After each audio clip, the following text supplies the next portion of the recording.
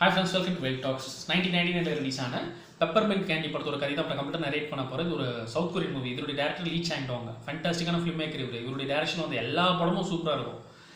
But பெருசாக இவரை பற்றி வெளியில் எப்போ பேச ஆரம்பிச்சாங்கன்னா பர்னிங் படம் வந்ததுக்கு அப்புறம் தான். இவருடைய டேரக்ஷனில் சூப்பரான படம் அது. அதோட ஸ்டோர் நெக்ஸ்ட் கூட நம்ம சேனல் நான் பண்ணியிருக்கேன். நான் என்ன நினச்சேன், இவருடைய டேரக்ஷன்லேயே பர்னிங் தான் சூப்பரான படம். இன்னும் அவருடைய படங்கள் 2-3 நான் பார்த்துருக்கேன். நான் போய்ட்ரி படத்தோட ஸ்டோர் நெக்ஸ்ட் கூட நம்ம சேனல் நான் பண்ணியிருக்கேன். பர்னிங் தான் தி பெஸ்ட்னு நினச்சிட்டு இருந்தேன். எப்போ பெப்பர்மென்ட் கேண்டி படத்தை பார்க்கறதுக்கு முன்னாடி வரைக்கும். இந்த படமே நம்ம சப்ஸ்கிரைபரில் ஒரு பிரதர் கார்த்திக்ன்றவங்க தான் பார்க்க வச்சாங்க. பிரதர் நீங்கள் பாருங்கள் பெப்பர்மென்ட் கேண்டி, இன்னும் நீங்கள் பார்க்கலையா, மிஸ் பண்ணாமல் பாருங்கள், நீங்கள் ஸ்டோர் நேஷன் பண்ணுங்கள், உங்களுக்கு இது செட் ஆகும், சூப்பர் படம் பிரதர் அப்படின்னாங்க. சரி சொல்லியிருக்காங்களே அப்படின்னு வேண்டாம் வெறுப்பாக தான் நான் தேடி பார்த்தேன். ஏன்னா இது வந்து பெருசாக இதை பற்றி கேள்விப்படலை. நம்ம என்னடா இருக்க போகுது அப்படின்னு வந்து பார்த்தா masterpiece, underrated master பீஸுங்க. ஏன் இதை பற்றி பேசலை அப்புறம் தான் நமக்கு தெரிய வருது. இந்த கொரியன் இண்டஸ்ட்ரி வந்து லேட் 90s தான் வந்து ஃப்ளரிஷ் ஆச்சு. பெருசாக வந்து வெளியில் எல்லாருடைய பார்வையும் வந்து விழ ஆரம்பிச்சிருக்கு லேட் 90s. அதுவும் 1999 அப்புறம். அதுக்கு முன்னாடி வந்து பார்த்தீங்கன்னா ஒரு 2 வருஷம் முன்னாடி கூட இந்த ஸ்ரீ அப்படின்ற ஒரு படம் கமர்ஷியல் சக்ஸஸ் அடைஞ்சிருக்கு, பிளாக் பஸ்டர். அதுக்கப்புறம் சில பிளாக் பஸ்டர்ஸ் தான் வந்து கொரியன் இண்டஸ்ட்ரியில் வந்துருக்காங்க. பெருசாக கலெக்ஷன்ஸ் எல்லாம் வந்து இல்லை போல. நல்ல படமே கொடுத்தா கூட பெருசாக பார்க்குறதுக்கு இல்லை சவுத் கொரியன் இண்டஸ்ட்ரியில். போக போக அந்த ஓல்டு பாய்ன்ற படம் வெளிநாட்டில் இன்டர்நேஷ்னலில் இருக்கிற அந்த பீப்புளுடைய கவனத்தை ஈர்த்துச்சு. ஹாலிவுட்டுக்கு இப்போ பார்த்தீங்கன்னா கொரியன் இண்டஸ்ட்ரி வேறு லீக்ல இருக்குன்னு வச்சுக்கோங்க. எந்த வகையில் நாங்கள் சலைச்சதில்லை எந்த இண்டஸ்ட்ரிக்கும் அப்படின்ற லெவலில் வந்து ரீச் அவுட் ஆகிட்டாங்க. பட் அந்த பெப்பர்மென்ட் கேண்டியெல்லாம் வந்து ஏன்டா அதை பற்றி கொண்டாடாமல் விட்டீங்க அப்படின்ற மாதிரி தான் எனக்கு இருக்குது. அருமையான ஸ்க்ரீன் பிளே.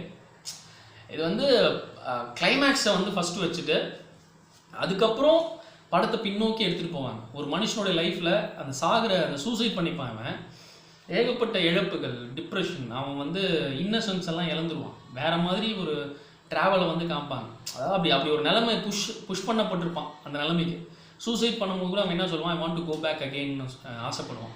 நான் திரும்பவும் பின்னாடி போகணுன்னு நினைக்கிறேன் அப்படின்ட்டு. ஏன்னா பின்னாடி நம்ம இப்போ பின்னாடி போகணும்னு நினச்சா நம்ம குழந்தை பருவம் எவ்வளோ அழகாக இருக்கும். நம்ம சின்ன சின்ன விஷயம் கூட ரசிப்போம்ல, காரணமே இல்லாமலும் நம்ம சிரிப்போம்ல. இப்போ கேட்டால் இதெல்லாம் ஒரு ஜோக்கு அப்படின்னு வந்து அப்படி ஒரு மனப்பான்மைக்கு போயிட்டோம்ல. ஸோ அப்போ நம்ம இன்னசென்ஸை இழந்துட்டோம். நம்மளுடைய தேவையே வேறையாக இருக்குது. அப்போ வந்து காரணமே இல்லாமல் ஒரு காதல் கூட பார்த்தீங்கன்னா அது ரொம்ப என்ன சொல்கிறது, பவித்திரமாக இருக்கும்.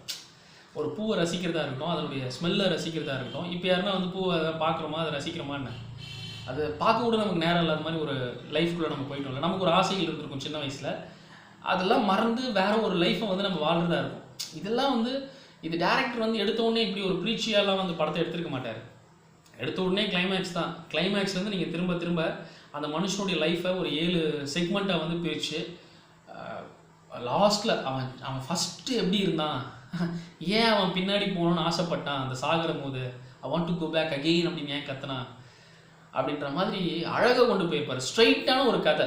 இதில் வந்து கிறிஸ்டோபர் நோலன்லாம் கூட பார்த்தீங்கன்னா மொமெண்டோ அந்த மாதிரி இன்னும் சில படங்கள்லாம் அவர் வந்து இந்த ரிவர்ஸ் குரோனாலஜி வந்து எடுத்துருக்காங்க, பின்னோக்கி வந்து கதை போகிற மாதிரி. பட் இது வந்து பார்த்தீங்கன்னா எந்த குழப்பமும் இருக்காது. கிறிஸ்டோபர் நோலன் வந்து ஒரு பசிலோடையே எல்லா படத்தையும் வைப்பார்.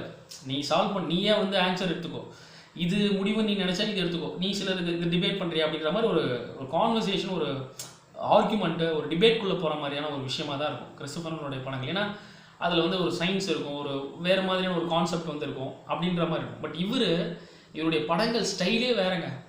ஸ்ட்ரைட்டான ஒரு சிம்பிளான ஒரு கதை. நான் சூசைட் பண்ணிக்கிட்டேன்பா, நானாக வந்து I want to go back again, எனக்கு வந்து திரும்ப அந்த சின்ன வயசு அது பின்னோக்கி போகணுன்னு ஆசைப்பட்றேன். பின்னாடி அப்படி நான் என்ன இருந்தேன் அப்படின்ட்டு வந்து கொஞ்சம் கொஞ்சமாக இன்னும் 5 வருஷம் முன்னாடி எப்படி இருந்தேன், அது ஒரு சின்ன செக்மெண்ட். அதுக்கு முன்னாடி நான் எப்படி இருந்தேன், அதுக்கு முன்னாடி நான் எப்படி இருந்தேன், அதுக்கு முன்னாடி நான் எப்படி இருந்தேன் அப்படின்ற மாதிரி போவாங்க பாருங்க. ஸ்ட்ரைட்டாக சிம்பிளாக தான் இருக்கும். பியூட்டி என்னென்னா, ஒரு கதையில் நடக்குதுன்னா அந்த கதைக்கான பதில் வந்து நமக்கு அடுத்த கதையில் தான் தெரியும். இவங்க ஏன் அந்த மாதிரியான வசனங்கள் பேசுகிறாங்க, இவங்க யார் அப்படின்ட்டு. அதுக்கு அடுத்த கதையில் தான் வந்து இன்னும் சில விஷயங்கள் ரிவீல் ஆகும். அது எல்லாமே க்யூட்டாக சூப்பராக வந்து இது பண்ணியிருப்பார். இதனாலே என்னவோ லீ சாங் டாங்குடைய படங்கள் நீங்கள் எது எடுத்துக்கிட்டாலும் சரி ஸ்லோ பேஸ்டாக போகிற மாதிரி இருக்கும். பட் ஹார்ட் ஹிட்டிங்கான சில விஷயங்கள் அந்த படத்தில் இருக்கும். ரொம்ப அப்படியே விறுவிறுப்பெல்லாம் போகுது. படம் பார்த்து முடிச்சோன்னே தையத்தக்கெல்லாம் குதிக்க மாட்டேன், செம படம்டா சூப்பரா அப்படியே புல் அரிச்சிச்சிரா, அதெல்லாம் அங்கே எதிர்பார்க்காதீங்க. அதுக்கப்புறம் மொக்க படம்டா அப்படியும் நம்ம சொல்ல முடியாது.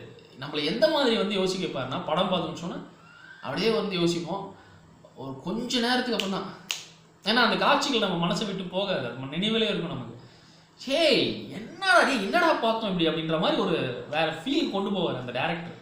அவருடைய படங்கள் பாருங்கள், அதை நான் சொல்கிறது மிகைப்படுத்தி சொல்கிற மாதிரி இருக்கலாம். நீங்கள் பெப்பர்மென்ட் கேண்டி மட்டும் பாருங்களேன், பார்த்துட்டு இந்த நரேஷனும் நீங்கள் கேளுங்க. நான் எப்படி இப்போ இது கன்வே பண்ண போகிறேன்னு தெரியல இந்த நரேஷனில். ஏன்னா கதை வந்து ஒரு மாதிரி பேக் ஃப்ளோவில் தான் வந்து போகும். அதில் இருக்க மாதிரி அப்படியே நான் வந்து உங்களுக்கு சீக்வன்ஸ் சொல்கிறேன்.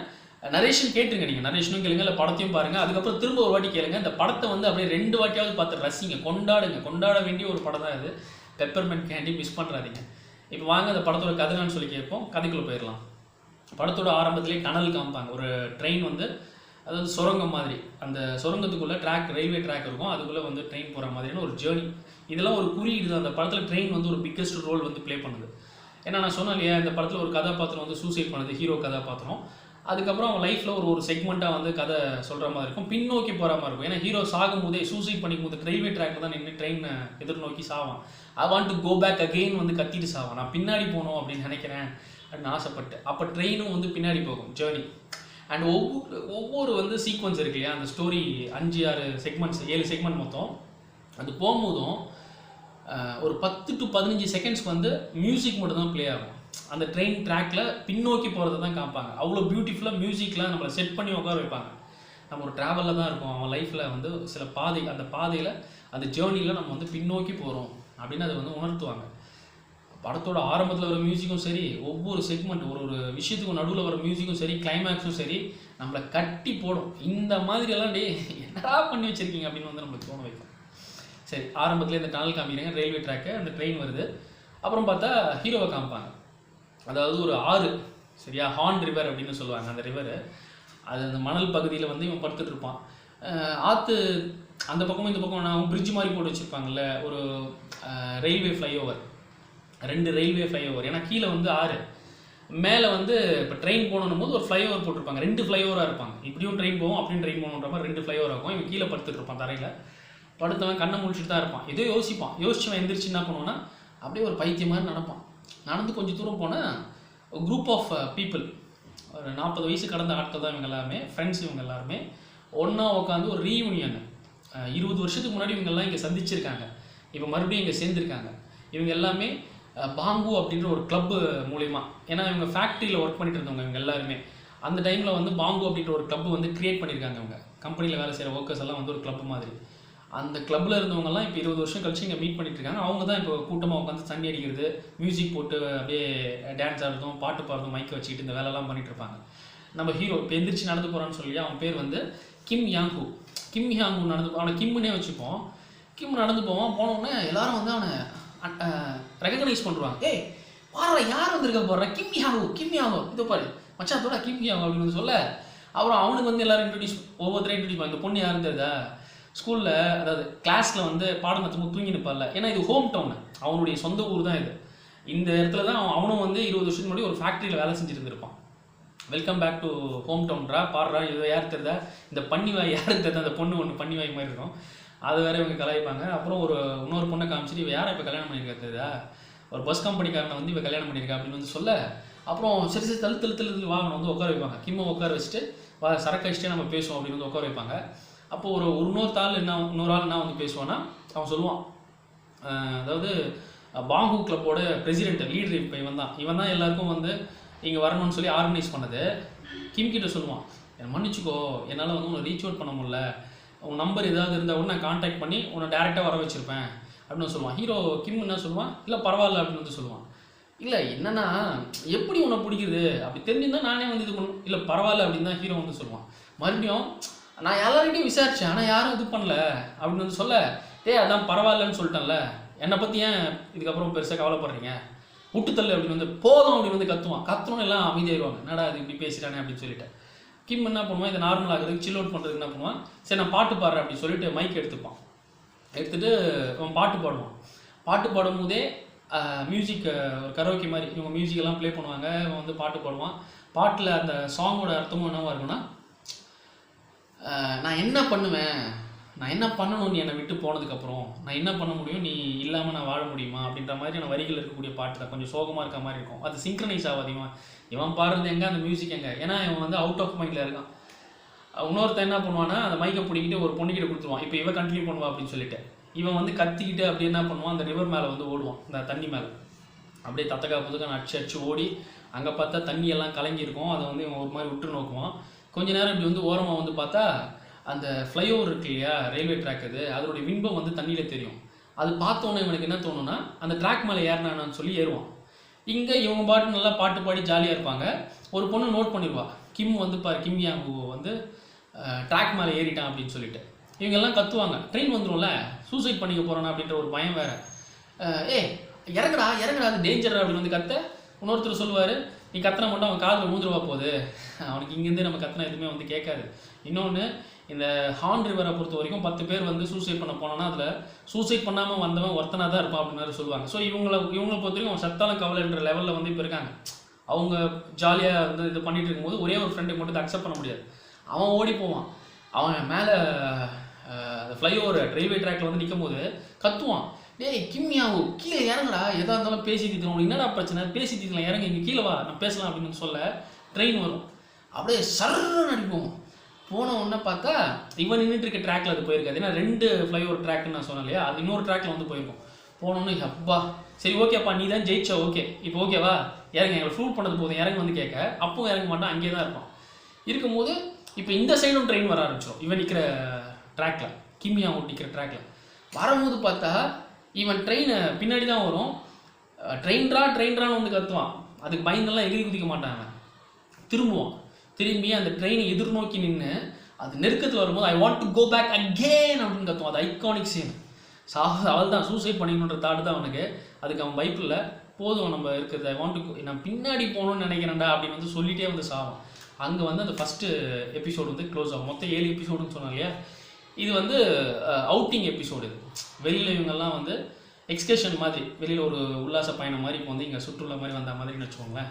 ஸோ இதுதான் வந்து ஃபஸ்ட் எபிசோடு. அடுத்த எபிசோடு வந்து இப்போ காமிப்பாங்க. இது வந்து பார்த்தீங்கன்னா இந்த சம்பவம் சூசைட் பண்ணிக்கிறாங்க, இது நடக்கிறதுக்கு 3 நாட்களுக்கு முன்னாடி. இந்த எபிசோடோட பேர் கேமரா. அந்த 3 நாள் முன்னாடி என்ன இருக்குன்னா, கிம் யாங்கு வந்து காரில் வந்திருப்பான். இவனுக்கு இருக்கிற ஒரே சொத்தே இப்போ இந்த கார் மட்டும்தான். ஏன்னா சவுத் கொரியாவில் வந்து பார்த்தீங்கன்னா இந்த கதை முழுக்க எப்படின்னா, ஒரு மனுஷன் வந்து இப்போ இருக்கான்னு வச்சுக்கோங்க. இப்போ நம்ம இருக்கோம், சின்ன வயசில் நம்ம ஒரு லைஃப்பை வந்து வாழ்ந்துருப்போம். அப்போ கமிட்மெண்ட்ஸ் கிடையாது. பட் கொஞ்சம் வளர நமக்கு வந்து ஒரு ஜாப் போகும். அந்த ஜாபும் வந்து நம்மளை மட்டும் டிபெண்ட் ஆகி வந்து கிடையாது. அது எப்படி ஆட்சி செய்கிறாங்க, இப்போ ஒரு கண்ட்ரியில் இருக்கிறது எடுத்திங்கன்னா அங்கே அரசியல்வாதிகள் சம்மந்தப்பட்டது. அதுக்கப்புறம் அந்த எக்கானமி, அந்த ஸ்டாக் மார்க்கெட்டு, எந்த ஒரு விஷயமா இருக்கட்டும், அங்கே இருக்கிற எல்லா சார்ந்த விஷயம் தான் நம்ம லைஃப்பில் வந்து அடுத்தடுத்த கட்டங்களில் நம்மளுடைய செலவு, பொருளாதாரம், இந்த விஷயம்லாம் தீர்மானிக்குது. நம்ம லைஃப் இறுக்கமாக இருக்க போதா இல்லை சந்தோஷமாக இருக்க போதா அப்படின்னு. அந்த ஒரு ஷெல்ஃபில் நம்ம மாட்டி போக நம்ம வந்து இறந்து போகணுன்ற ஒரு தாட் ப்ராசஸ்க்குள்ள வரும் இல்லையா. அப்படி இவன் வந்து எந்த நிர்பந்தத்தினாலலாம் இவனுடைய லைஃப் வந்து மாறிச்சு, எதனால் இப்போ இந்த முடிவு எடுத்துக்கான், எதுக்காக வந்து அவன் பழைய நோக்கி முன்னோக்கி பின்னாடி போய் ஒரு லைஃப் வந்து வாழணும்னு நினைக்கிறான் அப்படின்ற மாதிரிலாம் வந்து அப்படியே போட்ட கதை தான் அது. ஸோ அப்போது இப்போ கதை நடக்கும்போது 1999 படமும் அப்போ தானே ரிலீஸ் ஆச்சு. இவன் சூசைட் பண்ணது 3 நாளைக்கு முன்னாடின்னு வந்து சொல்கிறாங்க இல்லையா. கொரியாவில் 1997 ஒரு பெரிய கிரைசிஸ் வந்துச்சு. IMF கிரைசிஸ்னு வந்து சொல்லுவாங்க. அதாவது இன்டர்நேஷ்னல் மானிட்டரி ஃபண்டு. வெளிநாட்டிலலாம் நம்ம வந்து இப்போது நம்ம கண்ட்ரி கூட எடுத்துக்கிச்சுன்னு வச்சுக்கோங்களேன், இங்கே வந்து ஒழுங்கான பொருளாதார கட்டமைப்பு இல்லைன்னு வச்சுக்கோங்க. நம்ம வந்து வெளியில் போய் கடன் வாங்குற மாதிரி இருக்கும். வெளியில் இருக்கிற நாடுகளில் அங்கே இருக்கிற கம்பெனிஸும் இங்கே வந்து இன்வெஸ்ட் பண்ண மாட்டாங்க. பண்ண பெரிய நஷ்டம் ஆகுது. பொருளாதார நெருக்கடி, நஷ்டம், அங்கே இருக்கிற வேலை வாய்ப்பு இல்லாமல் இருக்கிறது, முதலீடும் வந்து எது பண்ணாலும் அதுக்கான ரிட்டர்ன்ஸ் வரல. ஸோ எல்லாமே கடனில் போகிறது. இப்படியாப்பட்ட ஒரு கிரைசிஸ் வந்து அங்கே சந்திச்சாங்க. வெளிநாடுகளில் போய் கடன் வாங்குற நிலைமையில் அந்த கொரியா வந்து தள்ளப்பட்டுச்சு. ஸோ அப்படி அந்த IMF கிரைசிஸ் வந்து 1997 வந்து சவுத் கொரியாவில் வந்து இருந்துச்சு. இன்ஃபேக்ட் ஏஷியாவில் மேக்ஸிமம் கண்ட்ரிஸ் வந்து ஒரு பெருசாக ஒரு தாக்கம் ஏற்பட்டுச்சு வச்சுக்கோங்களேன். கொரியாவில் ஒரு பெரிய தாக்கம் ஏற்பட்டுச்சு. அதில் ஹீரோ பார்த்தீங்கன்னா ஒரு கம்பெனி வந்து வச்சுருப்பான். ஒரு சின்ன ஒரு கடைக்கு வந்து ஓனராக இருப்பான். ஒரு ஃபர்னிச்சர் ஷாப்க்கு வந்து ஓனராக இருப்பான். இது இல்லாமல் வந்து ஸ்டாக் மார்க்கெட்டு, பங்குச்சந்தையிலையும் வந்து இன்வெஸ்ட் பண்ணுறது, இந்த மாதிரி விஷயம்லாம் பண்ணியிருப்பான். இப்போ எல்லாமே வந்து போயிடுச்சு சரியா. அவனுக்கு வீடு கூட இருந்தது, பொண்டாட்டி, குழந்தை எல்லாமே இருந்துச்சு. எதுவுமே இல்லை. இப்போது வெறும் கார் மட்டும்தான் இருக்குது. அவனுக்கு இருக்கிற ஒரே சொத்து அந்த காரில் இப்போ வந்துட்டு இருக்கான். அதாவது சூசைட் பண்ணுறதுக்கு 3 நாளைக்கு முன்னாடி வந்துட்டு இருக்கும்போது ரேடியோ ஆன் பண்ணுவான். அப்போ அந்த ரேடியோவில் அந்த தொகுப்பாளர் இருப்பாங்க இல்லையா, ஆர்ஜே, அவங்கக்கிட்ட ஒருத்தன் வந்து ஃபோன் பண்ணி பேசியிருப்பான் போல. அவன் சொல்லுவான், இந்த மாதிரி நாங்கள் வந்து பாங்கு கிளப்னு ஒன்று இருக்குது, அது நாங்கள் 20 வருஷத்துக்கு முன்னாடி ஃபேக்ட்ரியில் வேலை செஞ்சவங்கலாம் ஒரு கிளப்பு மாதிரி க்ரியேட் பண்ணோம். இப்போது ஒரு ரீயூனியன் மாதிரி நாங்கள் வந்து வைக்கலான்னு இருக்கோம். எல்லோரும் இந்த ஸ்பாட்டு, அவங்க வந்து கேரி பாங் பீக் அப்படின்னு ஒரு ஸ்பாட்டு, அந்த இடத்துல தான் இந்த ரீயூனியன் கண்டக்ட் பண்ண. அதாவது எங்கன்னா அந்த என்ன சொன்னோம் இல்லையா, ஃப்ளைஓவர் ட்ராக் இருக்குது, அந்த ரிவர் சைடு ஆத்தோரமாக வந்து இவங்க இந்த பிளான் வச்சுருக்காங்க. ஸோ அது அந்த ஹோஸ்ட் கிட்ட வந்து, அந்த ரேடியோ ஜாக்கி கிட்ட வந்து சொல்ல, ஓ இது ஒரு பிளாட்ஃபார்மாக நீங்கள் பயன்படுத்த பார்க்குறீங்களா, இது மூலிமா உங்கள் ஃப்ரெண்ட்ஸ்க்கு ஒரு இன்விடேஷன் கொடுக்க, ஓகே நல்ல ஐடியா தான், கோ ஹெட் அப்படின்னு சொல்லும் போது அந்த நபர், அதாவது இந்த பாங்கு கிளப்போட அந்த பிரசிடென்ட் என்ன பண்ணுவார், இது மூலிமாவே எல்லாருக்கும் வந்து அனௌன்ஸ்மெண்ட் கொடுப்பார். எல்லா ஃப்ரெண்ட்ஸ் நீங்கள் வந்து 20 வருஷத்துக்கு முன்னாடி நம்ம எல்லாம் சந்திச்சுக்கணும், அந்த ஃபேக்ட்ரி ஒர்க்கர்ஸ் பேங்கோ கிளப் நம்ம கிரியேட் பண்ணமே, நம்ம ஒரு ரீயூனியன் வைக்கலான்னு இருக்கோம், நீங்கள் வந்து இந்த ஸ்பாட்டில் வந்து கலந்துக்கோங்க அப்படின்னு வந்து அனௌன்ஸ் பண்ணுவாங்க. இவன் ஆஃப் பண்ணுவான். ஸோ இதை கேட்டு தான் இப்போ அங்கே வந்து போயிருக்கான்னு வச்சுக்கோங்க, அவன் சூசைட் பண்ணுறதுக்கு. சரியா, இதை அவன் கேட்டு ஆஃப் பண்ணிவிட்டு அப்படியே காரில் வந்துட்டு இருப்பான். மழை வேறு பெஞ்சிட்டு இருக்கும். ஒரு இடத்துல வந்து காரை நிப்பாட்டிட்டு வெளியில் இருக்கும்போது 2 நபர்கள் அப்படியே பைக்கில் வருவானுங்க. இவன் நோட்டம் விட்டுட்டு அப்படியே யூட்டர்ன் போட்டு திரும்ப வருவாங்க. ஏன்னா யாருன்னா வந்து அங்கே இருக்காங்களான்னு ஒரு நோட்டம் தான். இவங்க சேல்ஸ் பண்ணுறவங்க இந்த துப்பாக்கி இந்த மாதிரி விஷயங்கள். அதனால தான் ஒரு செக்கப்பு, யாரும் இல்லை மறுபடியும் வரலாம், இவங்க யாரையும் கூப்பிட்டு வரல அப்படின்னு சொல்லிட்டு காசு எடுத்து வந்து சொல்ல, நீ பொருளை காமி அப்படின்னு சொல்லி கிம்மு வந்து கேட்பான். அவங்க பொருள் துப்பாக்கி வந்து கொடுத்தோன்னே அப்புறம் இவனும் காசை கொடுத்துட்டு அந்த துப்பாக்கி எடுத்துகிட்டு இருப்பான். ஒரு சின்ன தள்ளுவண்டி கடை மாதிரி இருக்கும். டீ கடை வந்து ஒரு லேடி வச்சுட்டு இருப்பாங்க, ட்ரிங்க் அந்த காஃபி இதெல்லாம் வந்து வைக்கிறது. ஸோ அங்கே போய் இவன் வந்து அதை வாங்குவான். குடிக்கிறதுக்கு முன்னாடியே வந்து சும்மா ஒரு கான்வர்சேஷன் பண்ணுவாங்க. ஏன்னா எதனா சாப்பிட்றதுக்கு முன்னாடி நம்ம சொல்லுவோம்ல, இவன் தங்கிட்டு இருக்க இடம் வந்து 1000 ஓன் வந்து நம்ம கரன்சி மாதிரி அங்கே ஓனுன்னு சொல்கிறாங்க. 1000 ஓன் அவன் வந்து வாடகை கொடுக்குற மாதிரி இருக்குன்னு வந்து சொல்ல, இங்கெல்லாம் கொஞ்சம் ரேட்டு 15 ஓனோ ஏதோ வந்து இவங்க சொல்லுவாங்க, கொஞ்சம் ரேட் அதிகமாக தான் இருக்குது, பட் நல்ல சீனரியாக வந்துருக்கும் அப்படின்னு வந்து சொல்லும்போது, இவன் டீ வந்து குடிக்கும்போது ஐயோ அப்படின்னு வந்து சொல்லுவான். என்ன அப்படின்னு வந்து கேட்டால், இல்லை காசு எடுத்துகிட்டு வர மறந்துட்டு நான், கிரெடிட் கார்டு நீங்கள் அக்செப்ட் பண்ணிப்பீங்களா தெரியலையே, பேங்க்கில் வந்து நான் காசு எதுவும் வச்சுக்கல. இப்போ ஆக்சுவலாக என்கிட்ட ஒன்றுமே இல்லை, இவங்ககிட்ட இருந்த காசெல்லாம் கொடுத்து தான் இப்போ வந்து துப்பாக்கி வாங்கிட்டான். இந்த லேடிக்கிட்ட சொல்ல, சரி ஓகே என்ன பண்ணுறது, இதை நீங்கள் திருப்பி வச்சுக்கோங்க அப்படின்னு அந்த லேடிக்கிட்டே கொடுப்பான். வாயில் ஒரு வாட்டி தான் பிடிச்சி பார்த்துருப்பான். அப்படி திருப்பி வைக்கும்போது அவங்க என்ன சொல்லுவாங்க, நீ ஏற்கனவே யூஸ் பண்ணிட்டு எதுவும் பிரயோஜனம் இல்லை, பரவாயில்ல நீ குடி, அடுத்த வாட்டி எப்போனா வரும்போது நீ தரப்பார் அப்படின்னு வந்து சொல்லுவாங்க. சரி இன்னொன்று வந்து குடிப்பான். குடிச்சிட்டா அப்புறம் அங்கேருந்து வந்து காருக்குள்ளே போய் உட்காரும்போது இவனுக்கு என்ன தோணுன்னா, மழை வேறு பெஞ்சிட்டு இருக்கா, துப்பாக்கி அந்த பார்சல் வந்து ஓப்பன் பண்ணுவான். இப்போ பொருள் கொடுத்துட்டு போனாங்களா துப்பாக்கியை, அதை எடுத்து இவன் வாய்க்குள்ள வச்சு சுட பார்ப்பான். இப்படி சுட்டுக்கலாமான்னு வந்து பார்ப்பான். அப்புறம் என்ன யோசிச்சானு தெரில, அந்த காரை எடுத்துக்கிட்டு மத்தியானம் டைம் மாதிரி ஆயிரும், ஒரு அப்பார்ட்மெண்ட் இருக்கும், அந்த ஸ்பாட்டுக்கு வந்து போவான்.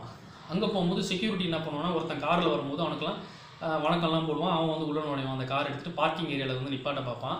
ஹீரோ வந்து அந்த செக்யூரிட்டி பார்க்காத சமயத்தில் நேக்காக அந்த காரை ஃபாலோ பண்ணி அந்த பார்க்கிங் ஏரியாவில் இவன் எடுத்துகிட்டு வந்து துப்பாக்கியை வச்சு அந்த நபரை சுட பார்ப்பான். ஆனால் அது வந்து ஒழுங்காக அந்த குண்டு அவன் மேலே பட்டிருக்காது, கண்ணாடி மேலே தான் பட்டிருக்கும். சத்தம் கேட்டவொன்னா ஐயோ நம்மளை பிடிச்சிட்டு போகிறாங்கன்னு சொல்லிட்டு ஹீரோ கிம் என்ன பண்ணுவான், அந்த இடத்துலேருந்து பார்க்கிங்லேருந்து எப்படியே ஓடி வெளில வந்துடுவான். குண்டு காயம் படாத அந்த நபர் வந்து கண்ணாடியெல்லாம் போட்டிருப்பான். அவனும் 45-50 வயசு இருக்கக்கூடிய ஒரு ஆள் தான் அவன் வந்து வெளியில் எப்படியோ எஸ்கேப் ஆகிடுவான். பயத்தில் எஸ்கேப் ஆகிட்டு நம்ம ஹீரோ கிம் என்ன பண்ணுவான், அவன் கார் பார்க்கிங் அந்த ஏரியாவில் போனால் அவன் கார் மேலே போலீஸ் ஒரு நோட்டீஸ் ஒட்டியிருப்பாங்க, இந்த இடத்துல பார்க்கிங் பண்ணக்கூடாதுல்ல, அங்கே டிக்கெட் ஓட்டியிருப்பாங்க. ஓட்டோன்னா இது உன் காரன்னு வந்து கேட்பாங்க. ஆமான்னு வந்து ஃபஸ்ட்டு சொல்லுவான். சொன்ன உடனே சரி இது லைசன்ஸ் எடு அப்படின்னு வந்து கேட்பாங்க. அப்போ இவன் புரிஞ்சுப்பான், நம்மக்கிட்ட ஏதோ ஃபைன் பண்ணி ஏதோ கேட்க பார்க்குறாங்களா அப்படின்னு வந்துட்டு இருக்க, இது என் கார் இல்லைன்னு வந்து சொல்லுவான். உன் கார் இல்லையா, இப்போ தான் உன் காருன்னு வந்து சொன்னேன், இப்போ இல்லைன்ற நான் திருட்டுக்காரா, சரி ஐடி கார்டு எதுனா வந்து எடு அப்படின்னும் போது இவன் என்ன பண்ணுவான்னா, அப்படியே போலீஸ்கிட்ட பக்கத்தில் போய் அவர் ஒரு தடி அடிச்சுட்டு ஓடி போயிடுவான். இப்போ காரும் போச்சா, அங்கேருந்து இவன் வந்து குடுக்குடுன்னு ஓடுவான். ஓடி இவன் ஒரு வீட்டுக்கு வந்து போவான். அது அந்த வீட்டில் இருக்கிறவங்க வேறு யாரும் கிடையாது, இவனுடைய எக்ஸ் ஒய்ஃபு. இப்போ அவன் பொண்டாட்டி கூட இல்லை, அவனுக்கு ஒரு பெண் குழந்தை வேறு இருக்குது. அவங்க ஒரு நாய் வேறு வளர்ப்பாங்க, பப்பி அப்படின்ட்டு, பாப்பி. ஸோ அங்கே வந்து போக காலிங் பெல் அடிச்சோன்னா அந்த லேடி வந்து ஓப்பன் பண்ணுவாள். கதவை முழுசாக ஓப்பன் பண்ண மாட்டா, ஒரு செயினில் வந்து அது கட்டப்பட்டிருக்கும். கொஞ்சம் தான் ஓப்பன் பண்ணி யாருன்னு பார்த்தா இவன்னு தெரிஞ்சதுக்கப்புறம், நீ எதுக்கு இப்போ இங்கே வந்த அப்படின்னு வந்து கேட்பான், காரணமே இல்லாமல் அப்படின்னு கேட்கும்போது, இல்லை அவங்க பொண்ணு பேர் வந்து சொல்லுவான். சிஓ என்ன பண்ணுறா அப்படின்னா, அவள் தூங்கிட்டு இருக்கா அப்படின்னு வந்து அந்த லேடி வந்து சொன்ன உடனே, ஓ அப்படியா சரி எதுக்கு வந்த அப்படின்னு வந்து அவள் ஒரு மாதிரி தான் கேட்குற மாதிரி இருக்கும். பாப்பி அப்படின்னு நாயை பற்றி கூப்பிடுவான். நாயும் அங்கே வரும். இவனை வந்து நக்கிற மாதிரிலாம் பண்ணும்போது அவள் வந்து அந்த நாயை வந்து தடுக்க பார்ப்பான். போதும் அப்படின்னு சொல்லி இது பண்ணதுக்கப்புறம் கதவை டப்புன்னு வந்து மூடிடுவான். மூணதுக்கப்புறம் இவன் வந்து என்ன பண்ணுவான், திரும்ப இவன் ஏற்கனவே ஒரு இடத்துல தங்கிட்டு இருக்கான்ல, அந்த ஸ்பாட்டுக்கு வந்து போவான். அவங்க போகிற இடத்துல இவனுக்கு முன்னாடியே ஒரு ஆள் காரில் வந்து வெயிட் பண்ணிட்டு இருப்பார், தம்மெல்லாம் அடிச்சுட்டு. அவன் என்ன பண்ணுவான்னா, அப்படியே நடந்து வந்து கிம் வந்து அந்த வீட்டு கதவை வந்து ஓப்பன் பண்ணலான்னு பார்த்தா ஏகப்பட்ட சாவி இருக்கும். எந்த சாவியை போகிறதுன்னு ரொம்ப ஸ்ட்ரகிள் ஆகிட்டு இருப்பான். இந்த நபர் கார்லேருந்து வந்தவன் என்ன பண்ணுவான், இறங்கி வந்து கிம்முக்கு வந்து ஹெல்ப் பண்ணுவான். இது நான் பண்ணுறேன் அப்படின்னு சொல்லி ஓப்பன் பண்ணி விட்டோன்னே கிம்மும் வந்து வீட்டுக்குள்ளே போயிடுவான். அவனும் வந்து சரியாக வெளில நிற்கிறீங்க உள்ள வாங்கன்னு வந்து அந்த நபரை வந்து கூப்பிடுவான். கூப்பிட்டோடனே திடீர்னு கிம் என்ன நினச்சோன்னு தெரியல, அவன் துப்பாக்கி எடுத்து இவன் மேலே வைக்க ஆரம்பிச்சிடுவான். என்ன யார் அமிச்சாது அப்படின்னு சொல்லி. இவனுக்கு என்னென்னா, ஒரு வேளை இவனுக்கு ஏகப்பட்ட எதிரிகள் இருக்காங்கன்னு இவனே நினச்சிக்கான். உண்மையாகவே அதுதான், ரொம்ப கஷ்டத்தில் இருக்கான். இப்போ வேறு ஒரு ஆள் வேறு துப்பாக்கியில் சுடலாம் ட்ரை பண்ணான் இல்லையா, அவன் அமிச்சாலன்ற ஒரு டவுட்டு. சரி நீ வந்துட்டல்ல, உட்காந்து என் கதையை கேளு, என்ன என் இடம்லாம் அந்த மாதிரி இருக்குன்னு வந்து பார்க்குறியா, எதுனா குடிக்க சரக்குலாம் கிடைக்காது, நான் ஏன் இந்த நிலைமைக்கு ஆவரன்னு வந்து தெரிஞ்சுக்கோ. ஆக்சுவலாக நான் சாகணும்னு தான் பார்த்தேன், சூசைட் பண்ணிக்கலாம் தான் நினச்சிருக்கான். ஆனால் நம்ம ஏன் தனியாக சாகணும், கூட யாராவது ஒருத்தனை கூட்டின்னு போயிடலான்னு தான் நினச்சேன். அது என் லைஃப்பில் யாரை அப்படி கூட்டின்னு போகிறதுன்னு எனக்கு வந்து தெரில. ஒருவேளை என்னை வந்து இந்த ஸ்டாக் புரோக்கர் ஏமாத்தினானே, ஸ்டாக் மார்க்கெட்டில் திருப்பி இதெல்லாம் பண்ணி அவனை இது பண்ணலாமா, இல்லை வட்டி கடன் வாங்கும்போது அந்த வட்டியை போட்டு எனக்கு இன்ட்ரெஸ்ட்டில் வந்து நெருக்கடி குத்தானே அவனை வந்து சாவடிக்கலாமா, இல்லை எனக்கு பிஸ்னஸ் பார்ட்னர்னு சொல்லிட்டு லாஸ் அப்போ மொத்த பணத்தையும் எடுத்துகிட்டு ஓடினானே. ஆக்சுவலாக இவனுடைய பிஸ்னஸ் பார்ட்னர் தான் அந்த பார்க்கிங் ஏரியாவில் இவன் சொல்லணும்னு நினச்சது. அவனை தான் அதான் இவன் சொல்கிறான். இதெல்லாம் வந்து புதுசாக வந்து ஆள்கிட்ட எல்லா எக்ஸ்ப்ளனேஷனும் வந்து கொடுத்துட்ருக்கான். அவனை சொல்லலாமான்னு ட்ரை பண்ணிருக்கான். அதுக்கப்புறம் என் எக்ஸ் ஒய்ஃபை அவளை காலி பண்ணலாமா, இல்லை என் பொண்ணை காலி பண்ணலாமா அப்படிலாம் கூட அங்கே வந்து போயிருக்கான் கடைசி சமயத்தில். யாரை பண்ணுறதுன்னு தெரியல. என் லைஃப்பில் அத்தனை பேர் வந்து விளையாட்டுருக்காங்க. சரி ஓகே விடு, இப்போ அந்த துப்பாக்கி தீவன் தலையில் வச்சுக்கிட்டு நானே வந்து செத்துக்கிறேன், அது நீ பார்க்க போறியா இல்லை இங்கேருந்து போக போறியா அப்படின்னு வந்து கேட்கும்போது அவன் வந்து இதெல்லாம் பண்ண தேவையில்ல, வெயிட் பண்ண அப்படின்னு சொல்லிட்டு என்ன சொல்லுவான்னா, உனக்கு வந்து சன்னிம் தெரியுமா அப்படின்னு வந்து கேட்பான். சன்னிம் யாரை பற்றி சொல்கிற, உன்னுடைய ஃபஸ்ட்டு லவ்வர் அப்படின்னு வந்து சொல்லும்போது அவங்க தான் என்ன அனுப்பிச்சாங்க. அவங்களா, அவள் எதுக்கு உன்னை அனுப்புகிற அப்படின்னு வந்து கேட்கும்போது, ஸோ ஆக்சுவலாக சன்னிமோட ஹஸ்பண்ட் தான் இவன் இப்போ வந்த நபர். இவனுடைய நம்ம கிம் யாங்கு இருக்காங்கல்ல, அவனுடைய ஃபஸ்ட்டு லவ்வரே வந்து அந்த சன்னிம். அவளுடைய ஹஸ்பண்ட் வந்து இப்போ ஏன் வந்திருக்காருன்னா, சன்னிம் வந்து ஹாஸ்பிட்டலில் இருக்கா, படுத்த படிக்க. ஸோ அவள் கடைசி ஆசையாக வந்து அவருடைய ஃபஸ்ட்டு லவ்வரான நம்ம ஹீரோ கிம்யோவை வந்து யங்கு பார்க்கணுன்னு வந்து அவள் விருப்பப்பட்டிருக்கா. அதனால அவர் வெயிட் பண்ணி இவன் இங்கே இருக்கான்னு தெரிஞ்சுக்கிட்டு இவன் வந்து இவனை கூட வந்திருக்காரு. சரி இவனும் ஒத்துப்பான். அடுத்த நாள் காலையில் என்ன பண்ணுவான்னா, இவன் அந்த சன்னியமோட ஹஸ்பண்டு, அவங்களுக்கும் ஒரு பெண் குழந்தை இருக்கும், சன்னியமுக்கும் அந்த ஹஸ்பண்டுக்கும். அந்த பொண்ணும் காரில் உட்காந்துருக்கும். அப்படியே போயிட்டுருப்பாங்க. போயிட்டு இருக்கும்போது சன்னியமோட ஹஸ்பண்ட் என்ன பண்ணுவார்னா, ட்ரெஸ்ஸை கொடுப்பாரு, இதை போட்டு வா அப்படின்னு சொல்லிட்டு, நான் இதை வாங்கி வச்சுருக்கேன் அப்படின்னு. அவனும் என்ன பண்ணுவான், ரோட் சைடில் ஒரு இடத்துல வந்து ட்ரெஸ் எல்லாம் வந்து மாற்றிக்கிட்டு அப்படியே காரில் ஏறி உட்காருவான். ஆக்சுவலாக இது ஃபேமிலியோட உட்காந்து பார்க்குற படம் வந்து கிடையாது. ஏன்னா இந்த கொரியன் மூவிஸ் வந்து பார்த்தீங்கன்னா கொஞ்சம் நிர்வாண காட்சிகள் வந்து இருக்கும். பச்சை அங்கேயே வைப்பாங்க, மொத்தத்தையும் காமிக்க மாட்டாங்க, பட்டெக்ஸ் மட்டும் தான் வந்து காமிப்பாங்க. அது பொண்ணாக இருந்தாலும் சரி பையனாக இருந்தாலும் சரின்னு வச்சுக்கோங்களேன். சரியா, பச்சையாக யதார்த்தமாக இருக்கும் அப்படின்னு சொல்லிட்டு அவன் வந்து அவுத்து அப்படியே வந்து மறுபடியும் காரில் வந்து உட்காருவான். எதில் நீ சிக்க வைக்க போகிறேன்னு எனக்கு வந்து தெரியலையே அப்படின்னு பேசிட்டு வந்துட்டு அப்புறம் ஒரு ஷாப்பில் போய் பெப்பர்மெண்ட் கேண்டியை வந்து வாங்கிப்பான், சாக்லேட்டு, பெப்பர்மெண்ட் சாக்லேட். ஸோ அதை வாங்கிட்டு வந்தோன்னா என்னத்துக்கு இது வாங்கினேன் அப்படின்னு வந்து அவர் கேட்கும்போது, அப்போது கிம் வந்து சொல்லுவான், ஹாஸ்பிட்டலில் இருக்கிறவங்க நம்ம வந்து வெறுங்கையோட போய் பார்க்குறது அப்படின்ட்டு அந்த சாக்லேட்டை பின்னாடி இருக்கிற குழந்தைக்கும் வந்து கொடுப்பான். சாப்பிட உனக்கு பிடிக்கும், நல்லாயிருக்கும் அப்படின்னு சொல்லுவோம்னா அந்த குழந்தையும் ஒன்று வாங்கிக்கும். அப்புறம் இவன் வந்து காரில் போவாங்க. ஹாஸ்பிட்டல் ரீச் ஆன உடனே சன்னிமோட ஹஸ்பண்ட் ரொம்ப சோகமாக வருவார். என்ன ஆச்சு அப்படின்னு வந்து கேட்டால், இல்லை நேற்று ராத்திரி வரைக்கும் கூட சன்னிம் வந்து என்கிட்ட நல்லா தான் பேசிகிட்டு இருந்தா. ஏன்னா அவள் சொல்லி தான் இவன் வந்து இவனை கிம்மியை வந்து கூப்பிட வந்திருக்காரு அவர். ஆனால் இப்போ என்னாச்சு, டாக்டர் சொல்கிறாங்க அவள் கோமாவில் இருக்கா அப்படின்னு சொல்லிட்டு, எல்லாம் வேஸ்ட்டு, டூ லேட்டு, இப்போ உன்னை கூட்டின்னு போனாலும் அவளுக்கு எதுவும் தெரிய போகிறதில்ல அப்படின்னு வந்து சொல்ல, அதுக்கு கிம் என்ன சொல்லுவான், பரவாயில்ல இருந்தாலும் அவள் ஃபேஸை நான் பார்க்கணுன்னு ஆசைப்பட்றேன் அப்படின்னு சொல்லிட்டு சொன்ன உடனே சன்னிமோட ஹஸ்பண்ட் கிம்மை வந்து கூப்பிட்டு போவார் அந்த ஐசி வார்டுக்கு. 2 பேரும் அதெல்லாம் ட்ரெஸ் எல்லாம் மாற்றிட்டு, ஏன்னா அது இன்ஃபெக்ஷன் இருக்கக்கூடாதுல்ல, அதெல்லாம் பண்ணிக்கிட்டு உள்ளே வந்து போக அவள் வந்து படுத்த படிக்கையாக இருப்பாள். அப்படியே நிறைய வேல்வெல்லாம் வச்சுட்டு காற்று கொடுக்குறது இதெல்லாம் வந்து பண்ணுவாங்க. அப்படி இருக்கும்போது கண்ணை மூடிட்டு இருப்பா. இவன் வந்து சொல்லுவான், கிம் யாங்கு அவகிட்ட பேசுவான், நான் யார் தெரியுதா, நான் கிம் யாங்கு வந்திருக்கேன், என்னாச்சு உனக்கு, நான் பாரு என்ன எடுத்துகிட்டு வந்திருக்கேன்னு சொல்லிட்டு, நான் பெப்பர்மெண்ட் கேண்டி எடுத்துகிட்டு வந்திருக்கேன் உனக்காக அப்படின்னு வந்து கொடுப்பான். அவன் எங்கே வாங்க முடியும், அது சொல்லுவான் இவன், நான் மிலிட்ரியில் இருக்கும்போது நீ வந்து எனக்கு ஒரு லெட்டராக போய் ஒன்று அனுப்புவே, அது ஒன்றுன்னா நான் சேகரித்து வச்சுருந்தேன் டப்பாவில், ஆனால் அந்த டப்பா கூட ஒரு வாட்டி எனக்கு பிரச்சனையை வந்து ஏற்படுத்திச்சு தெரியுமா அப்படின்னு வந்து சொல்லுவான். அவள் ஒன்றுமே அவளுக்கு வந்து புரியாது, அப்படியே கோமா ஸ்டேஜில் வந்து இருப்பாள்.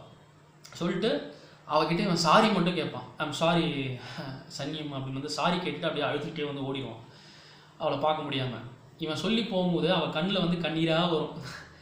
அவளுக்கு இதெல்லாம் கேட்குது, ஆனால் அவனால் ரியாக்ட் பண்ண முடியல. வெளியில் பார்த்தா இவன் சன்னியமோட புருஷன் கிம்யாங்கு அப்படின்னு வந்து ஓடி வருவான். அவன் இன்னொன்று என்னன்னு பார்த்தா ஒரு கேமரா வந்து கையில் கொடுப்பான். இது சன்னியம் வந்து வச்சுட்டு இருந்தா, இது அவளது கிடையாது, உங்களுக்கு தான் சேருது, உங்களுடைய இது, உங்களுக்காக தான் இவ்வளோ நாள் வச்சுருந்தாலும் நீங்கள் எடுத்துகிட்டு போங்க அப்படின்னு வந்து கொடுப்பாரு. கொடுத்த உடனே இவனும் வந்து அப்படியே நடந்து வருவான். அங்கே ஸ்டெப்பில் லைட்டாக ஸ்லிப் ஆகிற மாதிரி இருக்கும். இவனுடைய ரைட் லெக் வந்து ஏதோ ஒரு ப்ராப்ளம் இருக்குது போல், கொஞ்சம் தாங்கி நடப்பான், மறுபடியும் நார்மலாகிடும். அது எப்படின்னா ஏற்கனவே ஒரு ப்ராப்ளம் நடந்திருக்கு, அது என்னன்றது போக கதையில் ரிவீல் ஆகும். இந்த படத்தில் எப்படின்னா, ஒரு சாப்டரில் ஒரு விஷயம் நடக்குதுன்னா அந்த விஷயம் ஏன் நடந்ததுன்றது அடுத்த சாப்டரில் தான் வந்து தெரியும். அவங்க ஏன் இந்த விஷயம் பேசுனாங்க, யார் இந்த நபர்கள், எதுக்காக இவங்களுக்குள்ள இந்த எமோஷன் கனெக்டட் இருக்குன்னு ரிவர்ஸில் போக தான் தெரியும். ஸோ அப்படின்னு வச்சுக்கோங்க. இப்படி தாங்கி வந்து நடப்பான்.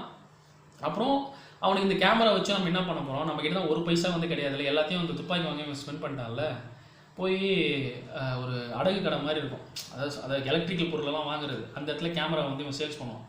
சேல்ஸ் பண்ணோன்னா அவன் என்ன பண்ணுவான்னா 30,000 won தான் நான் தருவேன்னு வந்து சொல்லுவான். ஏன்னா 20 வருஷத்துக்கு முந்தைய கேமரா, இப்போ யார் இது யூஸ் பண்ணுறாங்க, யாருன்னா அதை லைக் பண்ணுவாங்களான்னு கேட்டால் நீங்கள் வேறு எங்கன்னா கூட போய் காமிச்சு பாருங்க அப்படின்னு வந்து சொல்லும்போது இவனா சொல்லுவான், இல்லை நீ ஒரு 50,000 ஓனாவது கொடு அப்படின்னு வந்து கேட்கும்போது கடைசியாக அவர் வந்து 40,000 ஓனம் வந்து சொல்லி காசை கொடுத்துருவார். இவனும் வந்து கேமராவை கொடுத்துருவான்.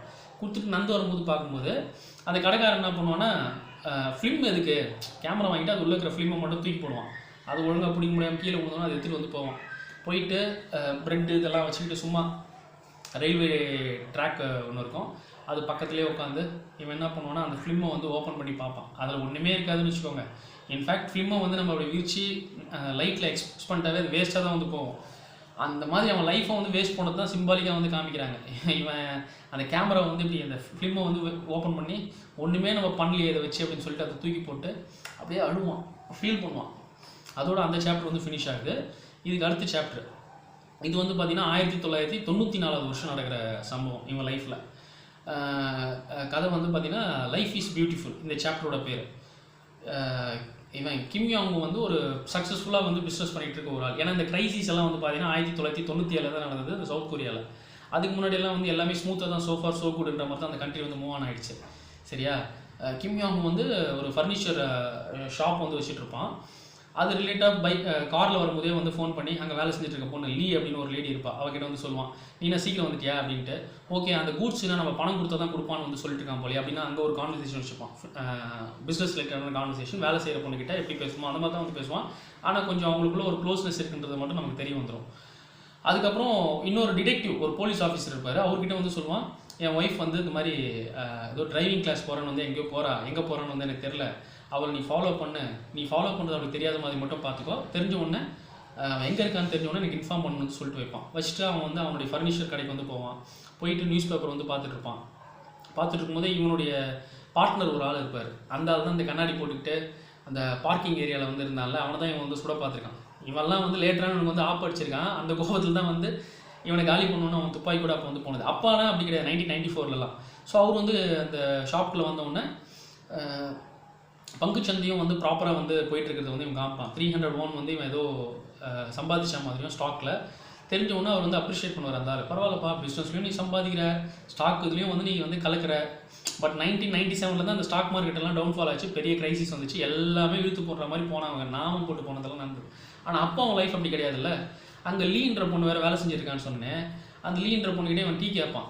இப்போ அந்த கண்ணாடி போட்டால் இவன் பார்ட்னர், கிம்மோட பார்ட்னர், அவன் வந்து எடுத்துகிட்டு வருவா, அந்த கப்பு மட்டும்தான் எடுத்துகிட்டு வருவா, சாசர் கொடுக்க மாட்டா. என்ன எடுத்துது, நானும் ஓனர் தான், நான் யாரும் தெரியல. ஆமாம், நீங்கள் ஓனர் தான், நீங்களும் பிரசிடென்ட் தான், அப்போ எனக்கு அந்த சாசர் அடியில் இருக்கிற அந்த தட்டோட தான் நீ வந்து பரிமாறணும் அப்படின்னு சொல்ல, சரிங்க சார் அப்படின்னு சொல்லும்போது குடிச்சிருப்பாங்க. என் லஞ்சு கூட்டின்னு போறியா அப்படின்னு வந்து அந்த ஆள் கேட்பான். சரிவா நம்ம போகலாம் அப்படின்னு சொல்லிட்டு எல்லாரும் போவான். அதாவது இவன் அந்த கண்ணாடி போட்டாலும் நம்ம ஹீரோ கிம் இவங்க போவாங்க. நிறைய சாவி வேறு வச்சுட்டு இருப்பான். அப்படியே அந்த சாவி வேறு தவறு விடுவான். நான் இவ்வளோ சாவி வச்சுருக்கேன் அப்படின்னு வந்து அந்த கண்ணாடி போட்டாவில் வந்து கேட்பான்.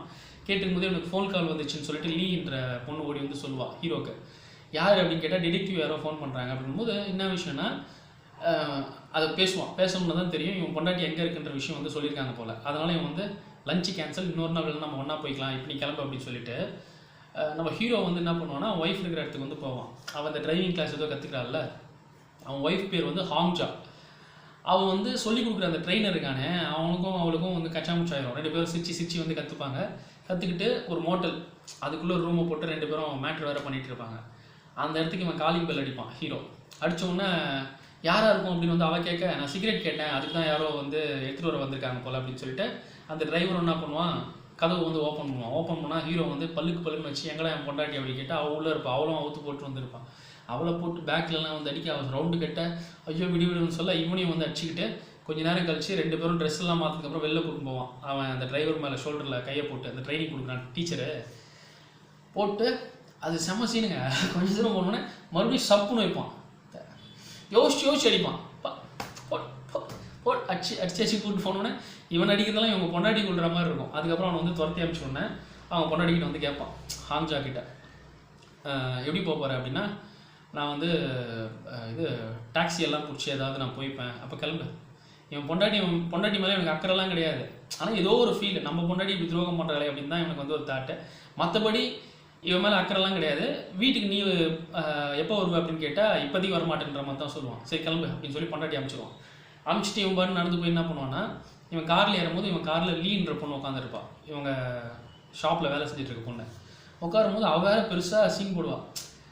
நீங்கள் பாட்டு என்னை விட்டுட்டு போயிட்டீங்க, எவ்வளோ நேரம் தான் நான் வந்து வெயிட் பண்ணுறது அப்படின்னு வந்து கேட்பா. அப்புறம் சாப்பாடும் இவன் வந்து தனியாக தான் வந்து சாப்பிட்ருக்கா போல, இவன் வந்து இவன் கூட இல்லாமல் இவளே வந்து சாப்பிட்றது, அது எவ்வளோ டேஸ்ட் இல்லாத மாதிரி ஒரு ஃபீல் இருந்துச்சு தெரியுமா அப்படின்னு வந்து சொல்ல. அதுக்கப்புறம் இவங்க 2 பேர் கார்லேயே வேறு செக்ஸ் பண்ணுவாங்க. இவனுக்கு எப்பவுமே கேஷுவலாக வந்து இவனுக்கு ஏதோ ஒரு பாதிப்பு இருக்கா மாதிரியும் அதுக்கு வந்து ஒரு தீர்வு செக்ஸுன்ற மாதிரியும் அப்பப்போ கேஷுவல் செக்ஸ் சில பொண்ணுங்கிட்ட இந்த படத்தில் வந்து வச்சுப்பான்னு வச்சுக்கோங்க. இவகிட்ட இதெல்லாம் பண்ணதுக்கப்புறம் அவளும் வந்து ஜாலியாக இருப்பா. மறுபடியும் இவங்க வந்து சாப்பிட போவாங்க. இப்போ உனக்கு பசிக்குதாடி அப்படின்னு வந்து இவன் கேட்பான். அப்போ லீ சொல்லுவா, பின்ன இப்போ ஒரு எக்ஸசைஸ் பண்ணோம்ல அப்படின்னு வந்து அவள் சொல்லிட்டு இவங்க சாப்பிட்டுட்டு இருக்க சமயத்திலே ஒரு ரெஸ்டாரண்ட்டில் சாப்பிட்டு போதே ஹீரோவோட அதாவது கிம்மோட காலுக்கு அடியில் அந்த டேபிள் காலுக்கு அடியில் அது வந்து யாரோ பால் வந்து இவன் தட்டுப்படும். யாரான்னு வந்து பார்த்தா ஒரு குட்டி பையன் வந்து பால் எடுத்துகிட்டு போய் அங்கே ஏதோ இவங்ககிட்ட வந்து விளையாட்டு இருக்க மாதிரி இருக்கும்போது கிம் என்ன பண்ணுவோன்னா அந்த குழந்தைகிட்ட அப்படின்னு வந்து ஒரு மாதிரி நாய் மாதிரி வந்து இது பண்ணுவான். இது நாய் மாதிரி இல்லையா, அந்த குழந்தைய வந்து இது பண்ணோம். 2 பேரும் இப்படி வந்து பண்ணும்போது அந்த பையனுடைய அப்பா வந்து அந்த குழந்தை இருக்கல அந்த பையனுடைய அப்பா வந்து தூக்கிட்டு இந்த மாதிரி யாரையும் ட்ரபிள் பண்ணக்கூடாது நம்ம வந்த இடத்துல அப்படின்னு வந்து சொல்ல கிம் என்ன பண்ணுவான், அதெல்லாம் ட்ரபிள் எல்லாம் இல்லை அப்படின்னு சொல்லி பார்க்கும்போது அந்த பையனுடைய அப்பாவை ஏற்கனவே கிம் வந்து பார்த்துருப்பான் போல். பார்த்தோன்னே அந்த ஆளுக்கும் ஒரு மாதிரி கம்ஃபர்டபுளாக இருக்காது, அன்கம்ஃபர்டபுளாக வந்து ஃபீல் பண்ணும்போது ஓ இப்போது எங்கே சார் அப்படின்னு வந்து அவன் ஏதோ கேட்க அப்போ கிம் வந்து சொல்லுவான், இல்லை நான் டிடெக்டிவ் போலீஸ் வேலைலாம் நான் விட்டு அது 2 வருஷம் ஆச்சு, இப்போ சும்மா ஒரு சின்ன பிஸ்னஸ் தான் வந்து நான் பண்ணிகிட்ருக்கேன், என் கார்டு வேறு எடுத்துகிட்டு வரல அப்படின்னு சொல்லிட்டு சரி சார் நான் வரேன்னு சொல்லிட்டு அந்த நபர் வந்து கிளம்பிடுவான். கிளம்புறதுக்கப்புறம் யார் அவர் அப்படின்னு சொல்லிட்டு இந்த பொண்ணு வந்து கேட்கும் லீ. அதுக்கு இப்போ அங்கெல்லாம் பதில் சொல்ல மாட்டான், ஏன்னா இதுக்கான பதில் வந்து அடுத்த எபிசோடு தான் உங்களுக்கு வந்து கிடைக்கும்னு வச்சுக்கோங்களேன்.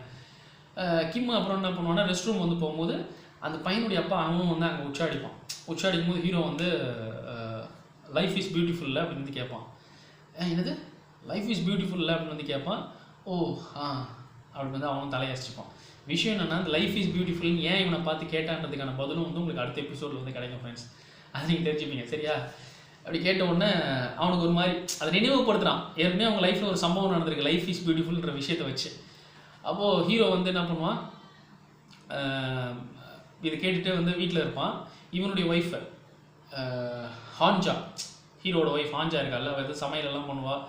அந்த சமையலை வந்து லீயே வந்து டேஸ்ட் பண்ணி பார்ப்பா, சூப்பராக இருக்குது, இது நீங்களே சமைப்பீங்களா இல்லை வீட்டில் வந்து வேலைக்காரி வச்சுப்பீங்களா, சம்டைம்ஸ் வேலைக்காரி செய்வாங்க, மேக்ஸிமம் ஒர்க் நான் தான் வந்து பார்த்து பண்ணணும்னு சொல்ல சூப்பர் அதாவது நம்ம சார் கிம்முக்கு வந்து அற்புதமான ஒய்ஃப் வந்து கிடச்சிருக்கா அப்படின்னு வந்து இங்கே சொல்லுவாள்.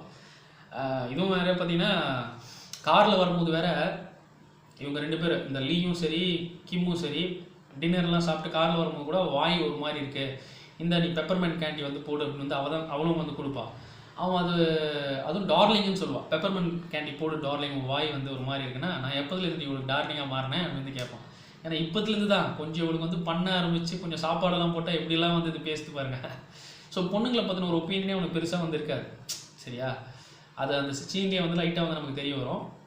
அடுத்து இப்போது ஹீரோவோட ஒய்ஃப் வேறு நல்லா சமையலெல்லாம் வேறு பண்ணுறாங்களா ஹான்ஜா, ஆனால் அவள் வந்து ஏற்கனவே டிரைவிங் சொல்லிக் கொடுக்குற ஒரு ஆள் கூட வேறு இப்போ அஃபேரில் வந்து இருந்தார்ல. ஸோ அவள் சமைக்க ஜனங்க எவ்வளோ முகமூடியோடு இருக்காங்கன்றதை வந்து பாருங்கள். லீ வந்து அவங்க புருஷனோட அஃபேரில் வச்சுருந்தா, இருந்தாலும் இங்கே வந்து அவர் கொடுத்து வச்சு ஒரு செம ஒய்ஃப் வந்து இங்கே கிடச்சிருக்காங்க அப்படின்னு வந்து சொல்லிட்டு அப்புறம் இந்த சாப்பாடு எடுத்துகிட்டு போய் வந்து பரிமாற பார்ப்பா. ஏன்னா இவங்க வீட்டுக்கு நிறைய ஃப்ரெண்ட்ஸ் வந்துருப்பாங்க, இவர் கிம்முக்கு வந்து கூட வேலை செய்கிறவங்க, அவன் ஃபர்னிச்சர் இதில் வந்துருக்கிறவங்க தெரிஞ்சவங்க வெல்விஷஸ் எல்லாம் வந்திருப்பாங்க, அந்த கண்ணாடி போட்ட பார்ட்னரும் வந்திருப்பான், எல்லாம் உட்காந்துருப்பாங்க. இவங்க இப்போ கேதர் ஆனதுக்கான ரீசனே இது ஒரு புது வீடு, ஹீரோ வந்து புதுசாக வாங்கினானா கட்டினானா வந்து தெரியாது, அவனுடைய வீடு இப்போதிக்காது. அந்த ஹவுஸ் வார்மிங் வந்து எல்லாரும் இன்வைட் பண்ணிருக்காங்க போல், அதுக்கு இவங்க வந்திருக்காங்க. இவன் வந்து பரிமாற பார்க்கும்போது ஹீரோ பாட்டுன்னு ஓரமாக தான் வந்து நிற்பான். நின்றுட்டு அங்கே அந்த பாப்பி டாக் இருக்குல்ல இவங்களுடைய நாய் அது வரும். ஏன்னா ஃபஸ்ட்டு அந்த 2வது எபிசோடில் கூட இவனுடைய எக்ஸ் ஒய்ஃபோட வீட்டுக்கு வந்து இவன் போவான். எக்ஸ் ஒய்ஃப் ஏன்னா இவன் வந்து இப்போ அவன் ஒய்ஃபோட பிரிஞ்சுட்டான். இதெல்லாம் 1994 நடந்து அப்போ அவன் பிரியல. அந்த நாயும் வேற அப்போ இருந்திருக்கு. அந்த நாய் இவங்ககிட்ட வர அதை வந்து விரட்டுவான், அடிக்கலாம் பார்ப்பான். அவள் ஃபீல் பண்ணுவாள், அது அடிக்கிறதுக்கு ஒரேடியே சாகடிச்சிடலாம் இல்லை அப்படின்னு வந்து கேட்பான் யார் ஹான்ஜா. அதுக்கப்புறம் ஏன் உங்களுக்கு நாய்னா வந்து பிடிக்கல, ஏன்னா அது நாய் இல்லை அதனால தான் எனக்கு வந்து பிடிக்கலன்னு வந்து சொல்லுவான். சரி வாங்க அதெல்லாம் எதுக்கு பிரச்சனை, நம்ம வந்து இந்த ஹவுஸ் வார்மிங்க்கு எல்லோரும் வந்து டோஸ்ட் பண்ணுவோம், எல்லாமே சிறப்பாக அமைட்டோம் அப்படின்னு சொல்லி சரக்கு ஊற்றிட்டு எல்லாம் டோஸ்ட் பண்ண பார்ப்பாங்க, சியர்ஸ் அப்படின்னு வந்து அடிக்க. அப்படி பண்ணும்போது ஹான்ஜா என்ன பண்ணுவாள், அதுக்கு முன்னாடி நம்ம ஒரு ப்ரேயர் பண்ணலாம் அப்படின்னு சொல்லி அவள் ப்ரேயர் பண்ண பார்ப்பான்.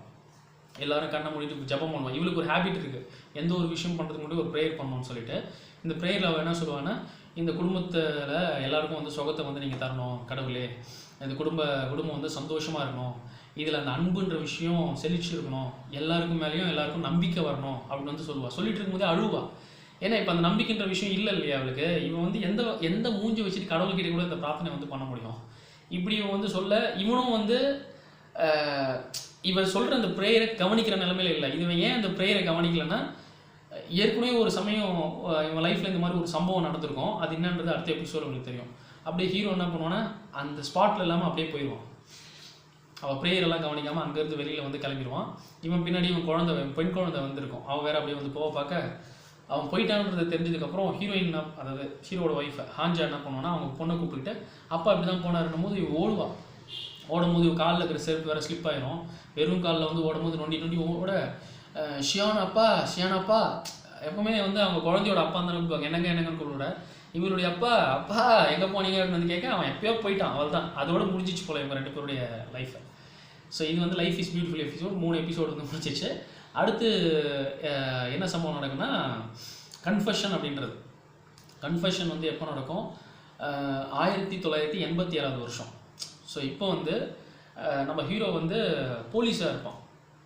அவன் பாட்டுன்னு அவங்க ஒய்ஃப் ஆஞ்சாவோட ஜாலியாக வந்து இருப்பான். அவன் சாப்பிடும்போது அவளே வச்சக்கன்னு வாங்காமல் பாப்பா அவங்க ஹஸ்பண்டை என்ன பார்த்துருக்கு அப்படின்னு கேட்டால் அவள் சொல்லுவாள் ரொம்ப நாள் கழிச்சு இப்போ நீங்கள் வீட்டில் சாப்பிட்றீங்கன்னு வந்து சொல்லுவாள். ஏன்னா இவன் வந்து வீட்டில் அவங்க ஒய்ஃப் கூட டைம் ஸ்பெண்ட் பண்ணுறதுன்றது அந்த சீன்லேயே நமக்கு வந்து தெரியுது. லேட்டரான வந்து அந்த வீசல் பெருசாக இருக்குது. ஸோ அதனால தான் அவளே இன்னொருத்தனை வந்து தேட போகிற மாதிரி வந்து இருந்திருக்கு. அது காரணமும் இவன் தான் வச்சுக்கோங்க. ஸோ அதுக்காக அவன் போகலாமான்றதும் வந்து அது ஒரு டிபேட்குள்ளே போகிற விஷயம் தான். இவன் சாப்பிட்டு போது அவளும் வச்சுக்கன்னு வாங்க எவ்வளோ நாள் கழிச்சு இப்போ நீங்கள் வந்து சாப்பிட்றீங்க தான் இன்னும் சாப்பிடுங்கன்னு வந்து சொல்லுவாள். இவனுக்கு ஒரு பழக்கம் இருக்குது. சாப்பிடும் போதெல்லாம் எப்பவுமே வந்து நியூஸ் பேப்பர் இருக்குது எதனா இருந்துச்சுன்னா அதை பார்த்துட்டு தான் வந்து சாப்பிடுவான். அவள் அதை பிடிங்கி வச்சுப்பான். நீங்கள் அதை பார்த்து சாப்பிடக்கூடாது அப்படின்னு சொல்லி இவன் உருறி அப்படின்னு சொல்ல அவள் வந்து தூக்கி வச்சுக்க இவன் என்ன பண்ணுவான் கிச்சனுக்கா மாதிரி வந்து பண்ணுவான். அப்போ வேறு வழி இல்லாமல் அவளும் வந்து ட்ராப் பண்ணுவாள். அவள் ப்ரெக்னெண்ட்டாக வேறு இருப்பாள். இந்த சமயத்தில் ஹாஞ்சா ப்ரெக்னெண்ட்டாக இருக்கும்போது சொல்லுவான் நான் வந்து எனக்கு ஒரு மாதிரி இருக்குது எப்போ வேணாலும் டெலிவரி ஆகலாம் நான் டாக்டரை பார்க்கணும்னு நினைக்கிறேன் அப்படின்னு சொல்லுவாள். இவன் சாப்பிட்டு முடிச்சுட்டு அப்படியே வந்து நடந்து போவான் எந்த விஷயமும் வந்து சொல்லாமல். நான் உங்களுக்கு ஃபோன் பண்ணுறேன் அப்படின்னு சொல்லுவாள். ஆனால் இவன் பதில் சொல்லாமல் போக எதுவுமே சொல்லலையே நீங்கள் எனக்கு நீ ஃபோனும் பண்ண தேவையில்ல நீ ஃபோனெல்லாம் பண்ணுறாத அப்படின்னு சொல்லிட்டு அதை மட்டும் தான் சொல்லிட்டு போவான். இவனுக்கு ஒரு பழக்கம் இருக்கும் எதுனா ஒன்றுனா எதுவும் சொல்லாமல் அப்படியே வந்து கிளம்புற பழக்கம். சரியா இப்படி நடந்து போனோடனே இவன் போலீஸ் ஸ்டேஷனில் ரொம்ப வந்து ஒரு மூர்க்கமாக இருக்கக்கூடிய ஒரு ஆஃபீஸர் ஹேர் கட் பண்ணுவான். போய் பார்பர் ஷாப்பில் முடி வெட்டு அதாவது எல்லாரும் முடி வெட்டக்கூடிய ஒரு பகுதி அங்கே வந்து ஹேர் கட் பண்ணிட்டு இருக்கும்போது நியூஸில் என்ன போட்டுட்ருப்பாங்கன்னா இந்த 1987 கொரியாவில் வந்து ஒரு பயங்கரமான புரட்சி வந்து ஏற்பட்டுச்சு. ஏன்னா அவங்களுடைய பிரசிடெண்ட் அந்த மாதிரி 5th பிரசிடென்ட்னு சொல்லுவாங்க சன் அப்படின்ற ஒரு நபர். அவர் மிலிட்ரியில் ஒரு ஆர்மி ஜென்ரலாகவும் இருந்திருக்காரு. அந்த மனுஷன் வந்து ஒரு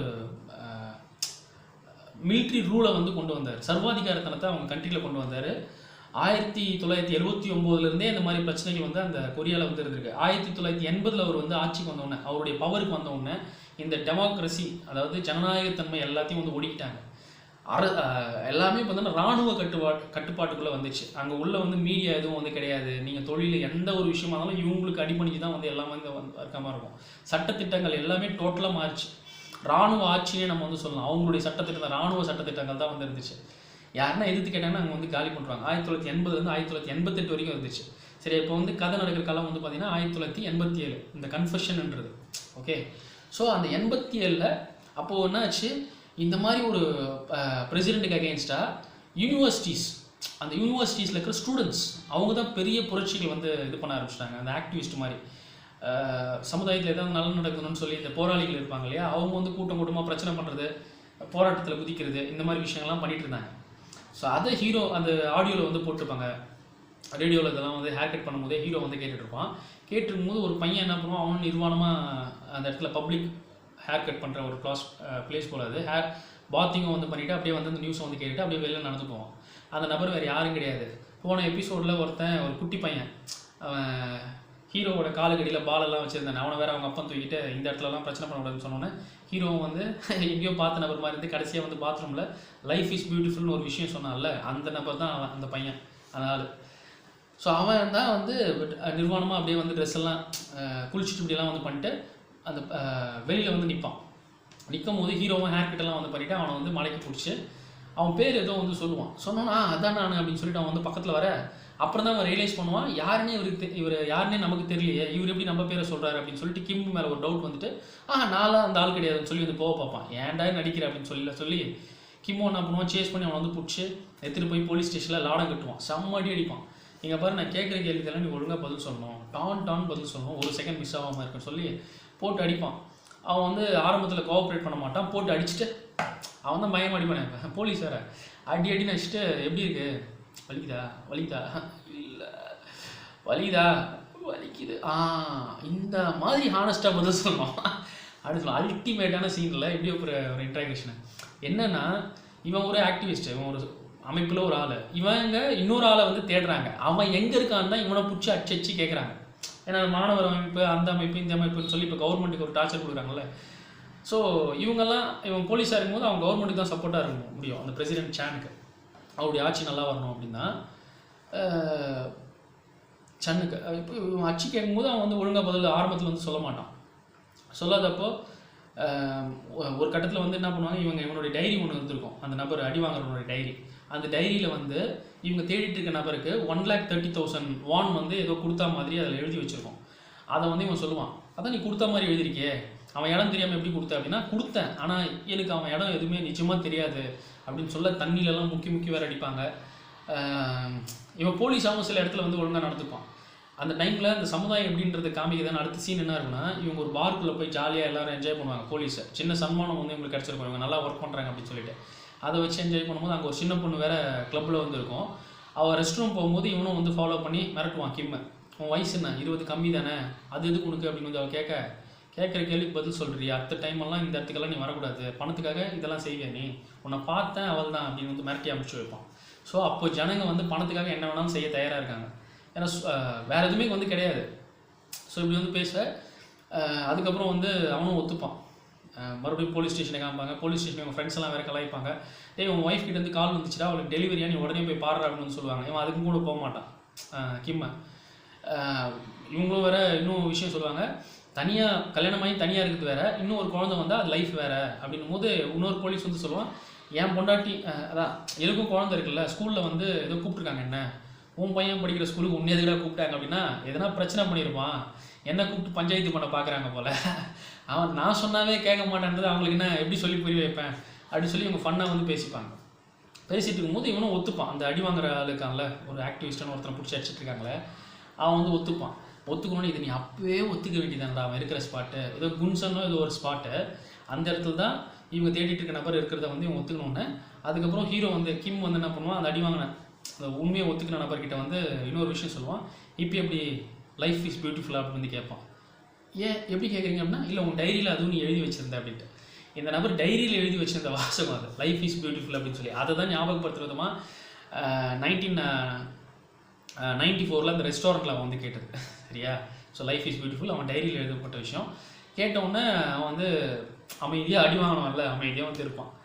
அதுக்கப்புறம் அந்த ஸ்பாட்டுக்கு வந்து போவாங்க, அந்த பிளேஸ்க்கு இவன் சொன்ன இடத்துக்கு இவங்க தேடிட்டு இருக்க நபர் இருக்கிறாங்க அப்படின்னு சொல்லிட்டு எல்லா போலீஸும் வந்து காரில் இருப்பாங்க. மழை வேறு ஜோனு பெய்யும், அவன் இன்னும் வெளியில் வராத மாதிரி தான் இருக்கும் அவன் அந்த ஸ்பாட்டில் இருந்து.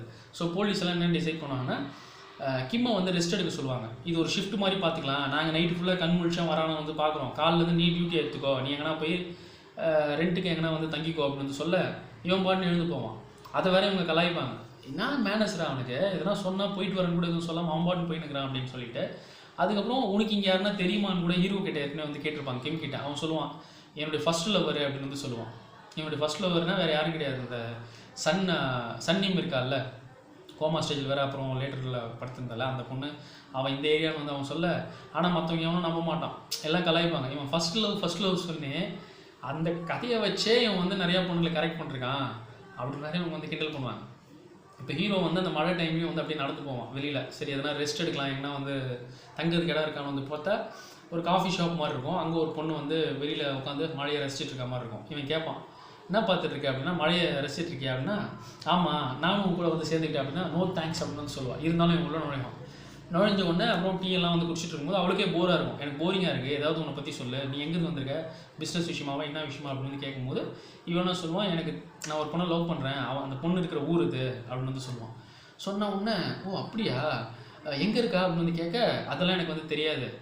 அப்புறம் எப்படி வந்து அவளை இது பண்ண முடியும், அட்லீஸ்ட் நான் இந்த ஊர் பக்கம் இங்கே இருக்கும்பொழுது அவள் இந்த தெருவில் தான் போகிறான்னு வச்சுக்கேன், அவள் போன தெருவில் நம்ம போகிறோம் அப்படின்ற ஒரு சந்தோஷம் நமக்கு இருக்குல்ல, அதே மாதிரி அவள் பார்க்குற கடற்கரையை நம்ம வந்து பார்க்குறோன்ற சந்தோஷம் இருக்குல்ல, அதுவே நமக்கு போதும் அப்படின்னு சொல்ல, ஓ இப்போ மழை பெய்யுது, நீ தெருக்கும் போக முடியாது அங்கேயும் போக முடியாது, இப்போ என்ன பண்ணுவேன் அப்படின்னா, இந்த டைமில் அவன் உட்காந்து மழை எதுனா ரசிச்சுட்டு இருப்பா, நானும் அந்த சனிக்கிழமை மழையை ரசிச்சு தானே இருக்கேன், அப்படி நான் எடுத்துப்பேன் அப்படின்னு வந்து சொல்லும்போது, எப்பா நீ என்னடா இப்படிலாம் வந்து இது பண்ணுற அப்படின்னா, அவருக்கு வந்து இது ஆச்சரியமாக இருக்கும், இதெல்லாம் நம்ம மாதிரியாங்க இருக்குது அப்படின்னு சொல்லிட்டு. நீ எதனா சும்மா எனக்கு கதை விடுறிய அப்படின்னு கேட்க, இப்படி ஒரு கதைலாம் வந்து சும்மா சொல்ல முடியுமா அப்படின்னு வந்து அவன் சொல்லும்போது அந்த பொண்ணுக்கு எனக்கு ரொம்ப பிடிச்சி போயிடும். இன்றைக்கி ராத்திரி வேணால் என் கூட நீ ஸ்டே பண்ணிக்கிறியா அப்படின்னு வந்து அவள் கேட்க, 2 பேரும் வந்து என்ன பண்ணுவாங்கன்னா ஒரு ரூமில் வந்து ஸ்டே பண்ண போவாங்க. அந்த பொண்ணு வந்து சொல்லுவாள், நீ ஒரு பொண்ணு லவ் பண்ணுற அதான் உங்கள் கேர்ள் ஃப்ரெண்ட் இருக்கான்னு சொன்னால அவள் பேர் என்னன்னு வந்து சன்னிமன் வந்து சொல்லுவான். இப்போது நான் தான் சன்னிமன் நீ நினச்சிக்கோ, நினச்சிட்டே என்கிட்ட என்ன சொல்லுமோ அதெல்லாம் சொல்லு அப்படின்னு சொல்லிட்டு 2 பேரும் ஒன்றா செக்ஸ் பண்ணுறதுக்கெல்லாம் இருக்கும்போது அவன் வந்து சன்னிமன் வந்து சொல்லுவான். அவன் எஸ் சொல்லு சொல்லு அப்படின்போது, ஆனால் அவனால் வார்த்தைகள் வராது, அவன் அழுவான். அழும்போது இவன் வந்து கட்டி பிடிச்சிட்டு அவன் வந்து சொல்லுவா, நீ அழுறது என்னால் வந்து தாங்கிக்க முடியல அப்படின்னு சொல்லுவான். அன்றைக்கி பொழுது அப்படியே முடிச்சிடும். முடிஞ்சு அடுத்த நாள் என்ன பண்ணுவான், கிம் வந்து நடந்து போயிட்டுருப்பான் அவனுடைய டியூட்டி விஷயமா. நடந்து போகும்போது இவன் எதிரில் ஒரு நபர் வருவான், அந்த நபரை பார்ப்பான். ஆனால் அவன் மேலே எதுவும் வந்து எந்த ஒரு கவனமும் வந்து இது பண்ணாமல் நார்மலாக நடந்து போகும்போது இவன் எதிரில் இவன் மற்ற போலீஸ் இருக்காங்களா 2 பேர் ஓடி வந்து அந்த நபரை துரத்தி பிடிச்சி அடிப்பாங்க. அடிச்சுட்டு வந்து காரில் ஏற்றுவாங்க, ஹீரோவையும் ஏற சொல்லுவாங்க. இவனுக்கு வந்து உடன்பாடே இருக்காது காரில் ஏறும்போது இவன் வாட்சை தான் பார்த்துட்டு இருப்பான்.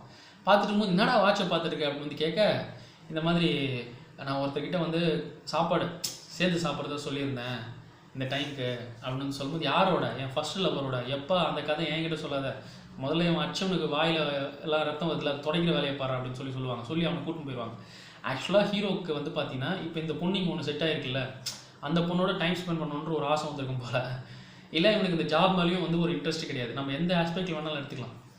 அவன் ஃபர்ஸ்ட் லவ்னு வந்து சொல்கிறான். அவங்க ஃப்ரெண்ட்ஸை பொறுத்த வரைக்கும் அது எப்பவுமே கிண்டலான ஒரு விஷயம் தான். இந்த பொண்ணுக்கு தான் வாக்கு கொடுத்துருப்பான்னு நான் நினைக்கிறேன். இவரோட நம்ம வந்து ட்ராவல் பண்ணலான்ற ஒரு தாட் ப்ராசஸ் தான் எனக்கு வந்து இருந்திருக்கும். அவன் ஒய்ஃப் மேலே எனக்கு பெரிய இன்ட்ரெஸ்ட் கிடையாது. அவன் ப்ரெக்னென்ட் இருந்தாலும் அவன் குழந்தை பிறந்ததுக்கும் அவன் பெருசாக காமிக்கல. இப்போ இந்த ஏரியா வந்தவொடனே இந்த பொண்ணு மேலே ஒரு இன்ட்ரெஸ்ட் வந்திருக்கு. சரி வேறு வழி இல்லாமல் இங்கே வந்து அவன் கிளம்ப, ஆனால் இவன் வருவான்னு சொல்லிட்டு அந்த காஃபி ஷாப்பில் ஒர்க் பண்ணிட்டு இருந்தாலும் அந்த பொண்ணு அவள் வந்து ஹார்பர் ஓரமாக வெயிட் பண்ணிட்டு இருப்பாள். ஒருவேளை இங்கே போயிருப்பானா, வருவானா, வரமாட்டான் அப்படின்ட்டு இந்த இயற்கை படத்தில் வர மாதிரி எதிர்நோக்கிட்டு இருப்பாள். ஸோ அதோட அந்த பார்ட் கன்ஃபெஷன் வந்து முடிஞ்சது. அதுக்கடுத்து வந்து பார்த்திங்கன்னா இது ப்ரேயர் அப்படின்ற ஒரு செக்மெண்ட் வரும். 1984ன்னு நினைக்கிறேன். ஆமாம் 84 ப்ரேயர் அப்படின்ற ஒரு செக்மெண்ட் வந்து வரும். அந்த செக்மெண்ட்டில் வந்து பார்த்திங்கன்னா ஹீரோ வந்து இப்போது போலீஸில் ஏர்லி ஸ்டேஜ். அவன் அந்த டைம்லலாம் வைலண்ட்டான ஒரு ஆளாக இருக்க மாட்டான், நார்மலான ஒரு நபராக தான் வந்திருப்பான்.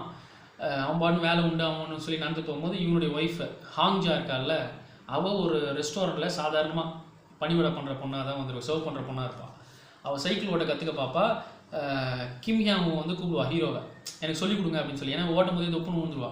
அட எனக்கு வேலை இருக்குது அப்படின்னு சொல்லிட்டு அவன் வந்து ஒரு 5 மினிட்ஸ் கூட சொல்லிக் கொடுக்க மாட்டேன் அப்படின்னு வந்து அவள் ரெக்வஸ்ட் பண்ணுவான். ஏன்னா இவளுக்கு அவன் மேலே ஒரு க்ரஷ்ஷு, அவனுக்கு இவன் மேலே பெருசாக இன்ட்ரெஸ்ட்லாம் கிடையாது. அவன் போய் உட்காருவான். சரி இவன் வந்து என்ன பண்ணுவான், சைக்கிள் ஓட்டத்தை நிப்பாட்டிட்டு போய் பரிமாறும்போது அவன் நியூஸ் பேப்பர் வந்து பார்த்துட்டு இருப்பான். அவனுக்கு அந்த ஹேபிட் இருக்குல்ல, என்ன சாப்பிடும்போது பார்த்துட்ருக்கீங்க அப்படின்னு இது போது அப்புறம் கேட்பா, போலீஸ் வேலைக்கு எதுக்கு வந்தீங்கன்னா, எதுக்கு வந்தேன்னு எனக்கே தெரில அப்படின்போது, அப்போ நீங்கள் இந்த வேலைக்கே ஃபிட் இல்லை அப்படின்னு சொல்லிட்டு ஹாங்ஜாக் வந்து பேசிகிட்டு இருப்பாள். உயர் அதிகாரி வேறு அந்த சின்ன அந்த ரெஸ்டாரண்ட்டுக்கு வருவார். வந்து உட்காந்து எனக்கு பசியாக இருக்குது சோறு போடு அப்படிங்கும்போது அவருக்கும் வந்து போடுற மாதிரி இருக்கும் அந்த பொண்ணு. அவன் சும்மா இருக்க மாட்டான் அந்த ஆள். அவருடைய பட்டைக்ஸில் அப்படியே வந்து கை வச்சு தடவை பார்ப்பான். அவளுக்கு அது அருவருப்பாக இருக்கும். அப்படியே ஓடிடுவான் அலறி அடிச்சுட்டு. இதை கிம் வந்து நோட் பண்ணும்போது இந்த உயர் அதிகாரி வேறு சிரிப்பான். நான் எது பண்ணாலும் நீ வந்து போராட்டம் பண்ணுவோம் போலையே, தொட விட மாட்டேறிய அப்படின்னு சொல்லிட்டு அப்புறம் போலீஸ் ஸ்டேஷனுக்கு போனால் ஒரு ஆளை வந்து பிடிச்சி பயங்கரமான டார்ச்சர் பண்ணுவாங்க. ஏதோ ஒரு விஷயத்தை வந்து கறக்கணும் அப்படின்றதுக்காக அடிச்சியெல்லாம் வந்து கேட்பாங்க, இதெல்லாம் வந்து பண்ணுவாங்க. அதுக்கப்புறம் ஹீரோ என்ன பண்ணுவான், அடுத்த நாட்களெல்லாம் வந்து ஹாங்ஜாக் வந்து சைக்கிள் ஓட்டெல்லாம் வந்து சொல்லிக் கொடுப்பான்.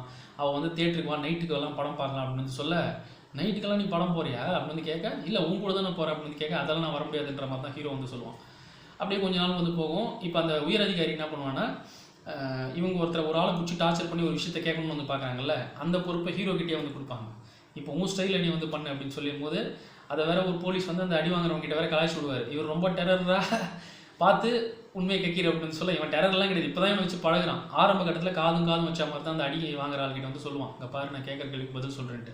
அவன் ரியாக்ட் ஆகிற மாதிரி இருக்காது. இவன் உச்சக்கட்ட கோபத்தை காமிச்சு அப்படி முறுக்கி வயலண்ட்டாக வந்து இப்போ தான் மாறுறான் ஹீரோ. அவன் முறுக்கில் அவனுக்கு வந்து பிதுங்கி கக்காவே வந்துடும். அது அவன் ஹீரோவோட கையிலே வந்து இதாகிடும். எல்லாருக்கும் வந்து என்னடா இந்த அளவுக்கு வயலண்ட்டாக நடந்துக்கிற அப்படின்னு நினைப்பாங்க. இதை கையை போய் கழுவ பார்ப்பான். உயர் அதிகாரி ஒருவர் ரெஸ்ட் ரூமுக்கு வந்து கழுவுனா கூட அந்த ஸ்மெல்லு போகாது, அப்படியே இருக்கும் அப்படின்ற மாதிரி அவர் வந்து சொல்லுவார். அது என்னென்னா, அது எந்த ஒரு அர்த்தத்துலையும் வேறு நம்ம எடுத்துக்கலாம். நீ என்னதான் வந்து நான் இல்லை அப்படின்னு ப்ரூவ் பண்ணால் கூட இதுக்கப்புறம் நீ வயலண்ட்டான ஒரு ஆள் தான், அது உங்க கூடவே தான் வந்து ட்ராவல் ஆக போகுது அப்படின்னு சொல்கிற விதமாக தான் நம்ம எடுத்துக்கணும். அப்படி வந்து சொல்ல அப்புறம் ஒரு விஷயம் சொல்லுவார், உன்னை தேடி ஒரு பொண்ணு வந்திருக்கு, சுன்னியம்னு நினைக்கிறேன், சன்னிம், அதாவது இவனுடைய ஃபர்ஸ்ட் லவர், அவன் இவன் இருக்கிற இடத்துக்கே தேடி வந்திருக்கா போல். அந்த பொண்ணை கூப்பிட்டுக்கிட்டு ஹீரோ என்ன பண்ணுவான்னா, ஹாஞ்சா இருக்கால அந்த ரெஸ்டாரண்ட்டில் சர்வ் பண்ணுற இடம், அந்த இடத்துக்கே கூப்பிட்டு போய் உட்கார வச்சு 2 பேர் இது பண்ணும்போது அவளுக்கு பொறாமையாக இருக்கும். அவள் பாட்டுன்னு ஒரு ஓரமாக உட்காந்து இவங்க என்ன பேசுகிறாங்கன்னு வந்து பார்த்துட்டு இருப்பாள். நீ எப்படி இங்கே வந்த அப்படின்னு வந்து கிம் வந்து கேட்பான் இந்த இவங்கிட்ட, சன்னிம் கிட்ட. அவள் சொல்லுவாள், உன்னை தேடி நான் ஹோம் டவுனுக்கு வந்து போனேன், அங்கே தெரிஞ்சுக்கிட்டு தான் நான் இங்கே வந்தேன், உன் ஃப்ரெண்ட்ஸ்க்கே நீ எங்கே இருக்கேன்னு வந்து தெரில, உன் கூட நான் இருக்கணும்னு தான் வந்தேன் அப்படின்னு வந்து சொல்ல, ஓ அப்படியா, கையை காட்டு அப்படின்னு வந்து அவள் கேட்பாள். எதுக்கு என் கை அப்படின்னும் போது, ஆக்சுவலாக ஏற்கனவே வந்து ஃபேக்ட்ரியிலலாம் வேலை செய்கிறது ஆள் இல்லை, அப்போல்லாம் இவன் கையெல்லாம் அழுக்காக இருக்கும் போல். அவள் வந்து சொல்லுவாள், நான் ஃபஸ்ட் டைம் உன்னை பார்க்கும்போதே உன் கை வந்து அழுக்காக இருந்துச்சு, டர்ட்டெல்லாம் இருந்துச்சு, இருந்தாலும் எனக்கு ஒரு நம்பிக்கை இருந்துச்சு நீ ரொம்ப நல்லவன் அப்படின்ட்டு, அந்த கையை நான் இப்போ வந்து பார்க்கணும், காட்டு அப்படின்னும் போது, இந்த கையா, இது நல்ல கையா, இப்போ தான் இந்த கையை கழுவிட்டு வந்தேன் அப்படின்னு வந்துட்டு. ஆனால் இந்த கைக்கு இப்போ என்ன தேவைப்படுது தெரியுமா அப்படின்னு இவளை கூப்பிடுவான், ஹாஞ்சாவை. அவள் சர்வ் பண்ணவா எனக்கு அது பண்ண அப்படின்னும் அவள் பக்கத்தில் வரும்போது அவன் உயர் அதிகாரி எப்படி அந்த பொண்ணோட பட்டெக்ஸில் தடவானோ அதே மாதிரியே தடவான். இப்படி தடவை எனக்கு இந்த கைக்கு இது தான் தேவை அப்படின்னு சொல்லிட்டோன்னா அந்த பொண்ணு வந்து இருந்து அந்த தடவெல்லாம் வாங்கிப்பானா, அவளுக்கு இவனை ரொம்ப பிடிக்கும்ல, அப்புறம் அவன் கிளம்பிடுவாள். இதை பார்க்க சன்னிம் கண்ணில் கண்ணீராக ஊற்றும், அவளுக்கு கஷ்டமாக இருக்கும். ஆனால் அந்த கண்ணீரோடவே அவன் என்ன பண்ணுவான்னா, அவள் தூக்கி ஒரு இதை வைப்பாள், ஒரு ஃபோட்டோகிராஃப் இது கேமரா வைப்பாள். வச்சுட்டு இது வந்து ரொம்ப அதாவது உன்னை பொறுத்த வரைக்கும் இது ரொம்ப எக்ஸ்பென்சிவான விஷயமா இருக்கலாம், இல்லாத மாதிரி இருக்கலாம், ஆனால் இதை வந்து வாங்க நான் இத்தனை வருஷம் வந்து பணம் சேர்த்து தான் வாங்க வேண்டியதாக இருந்துச்சு, உனக்கு பிடிக்கும்ல ஃபோட்டோகிராஃபி, அதுக்கு தான் இது நீ வச்சுக்கோ அப்படின்னு வந்து கொடுக்க, அவனுக்கு அப்போ அந்த இன்ட்ரெஸ்ட் வந்து கிடையாது. இப்போ அவன் கைக்கு வந்து தேவை இது கிடையாது, இப்போ இதுதான் தேவை, செக்ஸ் தான் தேவைன்னும் போது அதுக்கெல்லாம் வந்து சன்னியம் வந்து அதுக்கு உடன்படுற ஆள் வந்து கிடையாதுல்ல. இவன் வந்து மாறிட்டான். இப்போ இவனுக்கு ஃபோட்டோகிராஃபி பிடிக்குன்ற மாதிரி அவனுக்காக அவள் கேமராவே வாங்கி வந்திருக்கா. அப்புறம் ஒரு விஷயம் வேறு சொல்லுவாள், நீ ஆர்மியில் இருக்கும் போதெல்லாம் நான் வந்து உன்னை தேடி வருவேன், ஆனால் என்னை அலோவ் பண்ணல அப்படின்னு வந்து சொல்லுவாள். சரி ஓகேன்ட்டு அவன் வந்து என்ன பண்ணுவான், சும்மா கேட்டுப்பான். அதுக்கப்புறம் அவளை வந்து ட்ரெயின் ஏற்றி விடுவான். இந்த படத்தில் பார்த்தீங்கன்னா ஒவ்வொரு செக்மெண்ட்லையும் ட்ரெயின்ன்ற ஒரு விஷயம் வந்து அங்கங்கே இருக்கும். ட்ரெயின் ஏற்றி விடும்போது சன்னிம் கிட்ட கிம் வந்து அவளுடைய அந்த கேமரா வந்து திருப்பி கொடுத்துருவான், இது நீயே வச்சுக்கோ அப்படின்னு சொல்லி. இந்த கேமராவை தான் அவள் என்ன பண்ணுறா, அந்த கோமா ஸ்டேஜில் இருக்கும்போது கூட அவங்க ஹஸ்பண்ட் கிட்ட வந்து எப்பவுமே சொல்லியிருப்பா போல், இது அவனுடைய கேமரா, நீ அவங்ககிட்டே வந்து கொடுத்துரு அப்படின்னு சொல்லிட்டு. அந்த கேமரா அவள் வந்து அப்போ இவன் வந்து வாங்காமல் அவன் வந்து திருப்பி கொடுத்துரு, அதை வச்சு ஒரு ஃபோட்டோ எடுக்கல, ஒரு இதுவும் பண்ணல, அவகிட்டே வந்து குத்து எடுத்து கிளம்பு அப்படின்னு சொல்லி கொடுத்து அனுப்பிச்சிருக்கான். அவளும் வந்து அழுதுகிட்டே வந்து போயிடுவான். அப்போ அவளவு அங்கே பிரேக் பண்ணிருக்கான். சரியா, அது பிரேக் பண்ணணும்னா அவனுக்கு வந்து ஒரு மாதிரி குழப்பமாக இருக்கும். அப்படியே வந்து சைக்கிள் எடுத்துக்கிட்டு ரவுண்ட் அடிச்சுட்டே இருப்பான் அந்த ரெஸ்டாரண்ட்டாண்ட. மற்ற ஆஃபீஸரு, உயரதிகாரி, போலீஸ் எல்லாம் என்ன பண்ணுவாங்க, அந்த ரெஸ்டாரண்ட்டில் உட்காந்து நல்லா தண்ணி அடிக்கிறது, பார்ட்டி பண்ணுறது, பாட்டு பாடுறது, இப்படிலாம் வந்து பண்ணிகிட்டு இருப்பாங்க. அவங்களும் ட்ரெயின் சம்மந்தப்பட்ட ஒரு பாட்டு தான் வந்து பாட்டுருப்பாங்க. பாட்டுக்கும்போது இவன் கொஞ்சம் வைலண்ட் ஆகி என்ன பண்ணுவான், அந்த சைக்கிள் அப்படியே வந்து ஒரு சைக்கிள் அப்படின்னு சொல்லி ரெஸ்டாரண்ட்டுக்குள்ளே பூந்துருவான். என்னடா இவன் பைத்தியம் பூச்சிச்சான்னு நினைப்பாங்க. இவன் கையில் வந்து மாப் பூச்சி வந்துருக்கும், இரும்பு இதில். அதை வச்சுட்டு எல்லாரையும் வந்து மிலிட்ரி இந்த போலீஸ் மாதிரி எல்லாம் வந்து அந்த ஃபார்மேஷனில் நில்லுங்க, லைனில் நில்லுங்கடா அப்படின்னு வந்து இது பண்ணுவான். அப்படியே நிற்கலன்னு அடிக்கிற மாதிரிலாம் பண்ணுவோன்னா என்னாச்சுன்னா அவன் சொல்கிறத செய்யணும் அப்படின்னா ஒரு சிலர் வந்து கேட்க மாட்டான், போட்டு அடிப்பான். எல்லாரும் அங்கேருந்து வந்து பயந்து ஓடுவாங்க. இவன் கத்துவா ஹாஞ்சா, ஏன்னா அவங்க கடை, அவங்க ரெஸ்டாரண்ட்டு அந்த இதில் வந்து இப்படி பண்ணுறாங்க அப்படின்னு சொல்லிட்டு அப்படி பண்ணோடனே அப்புறம் தான் கொஞ்சம் நான் காம் டவுன் ஆவான். இவ கூட இப்போ செக்ஸ் பண்ணிப்பான் ஹாஞ்சா கிட்ட. அவளை ரூமில் வந்து கூப்பிட்டு போவான். அவன் வந்து பாத்ரூமில் போய் ட்ரெஸ் எல்லாம் வந்து கழட்டிக்கிட்டு ஒரு டவலை மட்டும் சுற்றிக்கிட்டு அவன் பக்கத்துலேயே வந்து படுப்பான். இவன் ஒரு பக்கம் இந்த பக்கம் கவுந்தடிச்சு படுத்துட்டு இருக்கும்போது அவன் வந்து சொல்லுவாள், இப்போ நீ திரும்பலாம் அப்படின்னு வந்து சொல்லுவாள். அவனும் திரும்புவான். திரும்பி அவன் மேலே கை வைக்கலான்னு இருக்கும்போது அவன் என்ன சொல்லுவாள், இதை வெயிட் பண்ண, நான் ப்ரேயர் பண்ணிக்கிறேன் அப்படின்னு சொல்லும்போது, எனக்கு ப்ரேயர்லாம் வராது அப்படின்னா அது ஈஸியான விஷயம் தான், யார் வேணாலும் பண்ணலாம், நான் பண்ணுறேன் அப்படின்னு சொல்லிட்டு ஹாஞ்சா அப்போ தான் வந்து ப்ரேயர் பண்ணுவாள். அதான் பரலோகத்தில் இருக்கும் எங்கள் பிதாவே அப்படின்னு சொல்லி கிறிஸ்டியனுக்கு A Father who art in heaven, hallowed by the name, thy kingdom comes, thy will be done on earth as it is in heaven. Give us this day our daily bread, forgive us our trespasses as we forgive those who trespass against us அப்படின்னு சொல்லிட்டு அவன் வந்து பாடிடுவா. அதான் prayer. ஆக்சுவலாக இவ sex பண்ண முதல் சமயத்துலேயே வந்து ப்ரேயர் பண்ணி தான் வந்து இவன் கூட வந்து இருந்தா. இதே மாதிரியான ப்ரேயர் தான் அவங்க வீட்டுக்கு கொடுத்துன போகும்போது அவன் வந்து பண்ணும்போது அப்போ அவனால் அதை வந்து கவனிக்க முடியல. அந்த செக்ஸ்க்காக அவன் வந்து அந்த ப்ரேயரும் கேட்டு அப்போ வந்து இருந்தான். இப்போ வந்து அதே ப்ரேயரை அவளுக்கும் சொல்ல வந்து முடியல. ஏன்னா எங்களுக்கு அந்த நம்பிக்கையை கொடு கடவுளே, எங்களுக்குள்ள அந்த காதல் வந்து இருக்கணும் அப்படின்னு வந்து சொல்ல, அந்த காதலே வேணாம் தான் முடிச்சுட்டு அப்போ வந்து கிளம்பலாம். ஸோ எல்லாத்துக்கும் ஒரு கனெக்ட் இருக்குது பாருங்கள், இந்த கேரக்டர் வந்து ப்ரேயர் பண்ணுற கேரக்டர்ன்ட்டு. ஸோ அதோட ப்ரேயர் வந்து முடியுதா. அப்புறம் 1990 மிலிட்ரி விசிட்ன்ற ஒரு சாப்டர் வந்துருக்கும். இந்த சாப்டரில் என்னென்னா, இதுக்கு முன்னாடி இப்போது இந்த இதுக்கு முன்னாடி ப்ரேயர் சாப்டரில் வந்து சன்னிமோட காதலை வந்து முடிச்சாங்கல்ல, அதுக்கு முன்னாடி சன்னிமோட லவ்வில் தான் வந்துருந்துருப்பான். இவன் மிலிட்ரியில் இருந்திருப்பான். போலீஸ்லேருந்து இதுக்கு முன்னாடி 1990 வந்து மிலிட்ரியில் இது இருந்திருப்பான். ஏன்னா அந்த டைமில் பார்த்தீங்கன்னா மேக்ஸிமம் நபர்களை வந்து மிலிட்ரியில் வந்து எடுத்துக்கிட்டாங்க.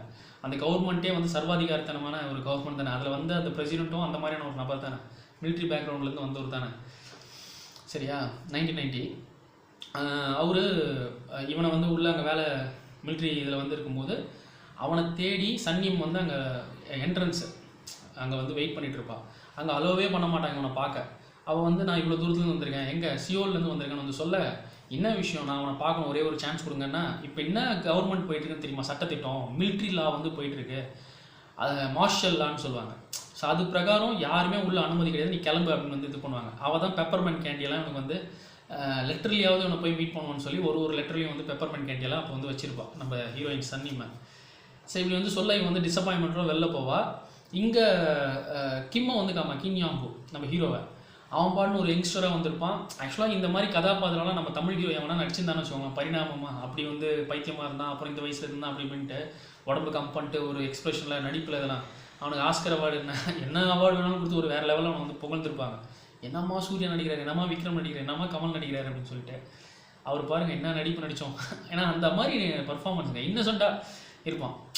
போலீஸ் அதான் மிலிட்ரிலையும் இன்னசென்ட்டு, அதுக்கப்புறம் போலீஸும் இன்னசென்ட்டு, அதுக்கப்புறம் கொஞ்சம் வைலண்ட்டு வேறு லெவல் ஒரு பைத்தியக்காரத்தமாக இருக்கான். ஏன்னா அவங்க கவர்மெண்ட்டு அவங்க அரசியல் இது எல்லாமே அது வந்து அப்படி தள்ளியிருக்கு.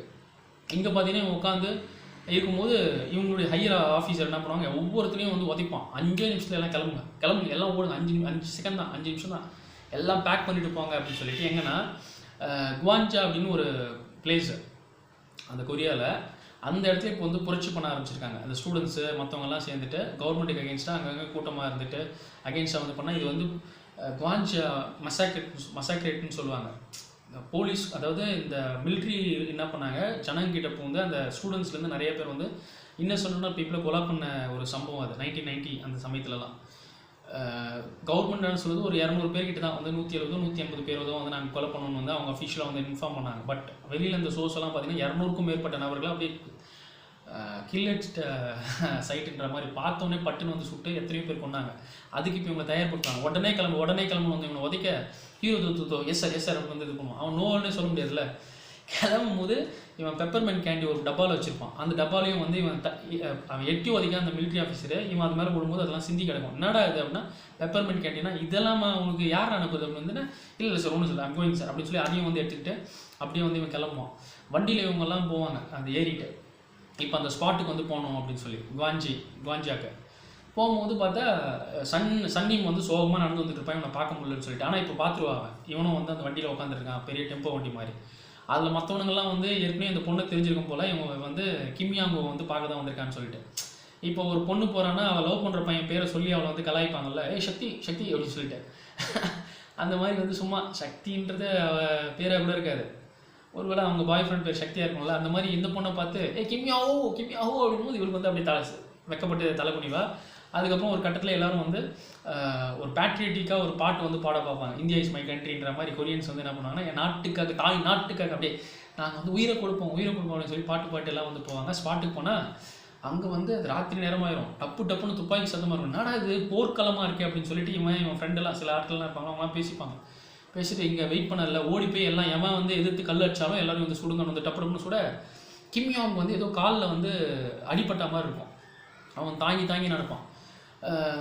ஒழுங்காக இவங்க கூட வேகமாக வர முடியாது, லாஸ்ட்டு பின் தங்கிடுவான். அதுவும் ரயில்வே ட்ராக் பக்கத்தில் தான் வந்து நிற்பான்னு வச்சுக்கோங்க. அங்கே நிற்கும் போது இன்னொரு இவனை மாதிரியே இருக்கக்கூடிய ஒரு பயிற்சியில் இருக்கிற ஒரு சோல்ஜர் என்ன பண்ணுவோம், ஓடி வந்து என்னடா ஆச்சு அப்படின்னா, இவன் வந்து அழுதுட்டு என் காலில் தண்ணி இருக்குதுன்னு நினைக்கிறேன், ஷூவெல்லாம் தண்ணி ஆயிடுச்சுன்னு அனுப்புவான். என்ன ஷூவெல்லாம் தண்ணி ஆயிடுச்சு அப்படின்னு வந்து ஓப்பன் பண்ணி பார்த்தா ஷூவை எப்படி திருப்பி போட்டோம்னா ரத்தமாக கொட்டும். இவங்க துப்பாக்கி சூடு பண்ணும்போது ஏதோ தப்பாக இவன் காலில் வந்து அந்த குண்டு வந்து தொலைச்சிருக்கு. இதனால தான் ஹீரோ அங்கங்கே வந்து கால் ஸ்லிப் ஆகும் கூட அவனுக்கு ஒரு பெயின் இருந்திருக்கு, நான் தாங்கி நடந்திருக்கான்னு வச்சுக்கோங்க. அந்த சீன் அல்டிமேட் சீன், நமக்கே ஒரு மாதிரி இருக்கும், ரத்தம் அப்படி வந்து கொட்டுது அப்படின்னு சொல்லிட்டு. அப்படின்னா சரிவா நம்ம போகலாம், இங்கே இருக்க வேணாம் அப்படின்னு சொல்லிட்டு அவர் வந்து கைத்தாங்களே அவனை வந்து கூட்டு போக பார்க்க அவராலே முடியாது, இவன் கொஞ்சம் வெயிட்டாக இருப்பான் போல். சரி நீ இங்கிரு, நான் வேறு யாரா கூட்டு வரேன்னு சொல்லிட்டு அவர் ஓடிடுவார். இவன் அப்படியே இருப்பான், ரத்தம் இவ்வளோ போனவுடனே கண்ணெல்லாம் மங்களாக இருக்கும், கையில் துப்பாக்கியோடு இருப்பான். ஏன்னா இப்போ அந்த பொதுமக்களுக்கும் இவங்களுக்கும் ஒரு சண்டை நடக்கிற மாதிரி தானே இருக்குது. இவன் கேர்ஃபுல்லாக இருக்கணும், எதனா சத்தம் கேட்டால் சுற்றலாம் அப்படின்னு வந்து இருப்பான். மங்களாக இருக்கும்போது ஏதோ யாருன்னுதுன்னு கேட்பான். ஒரு பொண்ணு ட்ரெயின் பாடி இருக்கு இல்லையா, அது பின்னாடி வந்து ஏதோ ஒளிஞ்சிட்டு இருக்க மாதிரி இருக்கும். அவள் இப்படி வா அப்படின்னும் போது அவள் வருவா. ஃபஸ்ட்டு இவன் கண்ணுக்கு வந்து எப்படி தெரியும்னா, அவள் வந்து சன்னியம் மாதிரி தெரியும். சன்னியம் நீயா அப்படின்னு கொஞ்சம் வெளிச்சத்தில் வரும்போது சன்னியம் இல்லைன்றது அப்போ தான் கொஞ்சம் அவனுக்கு வந்து தெரிய வரும். வேறு ஏதோ ஒரு பொண்ணு தெரிஞ்சு அவன் வந்து கேட்பான், யார் மணி அப்படின்னா, நான் ஸ்டூடெண்ட் தான், என்னை சுற்றாதீங்கன்னு வந்து சொல்லுவாள் பயத்தில்.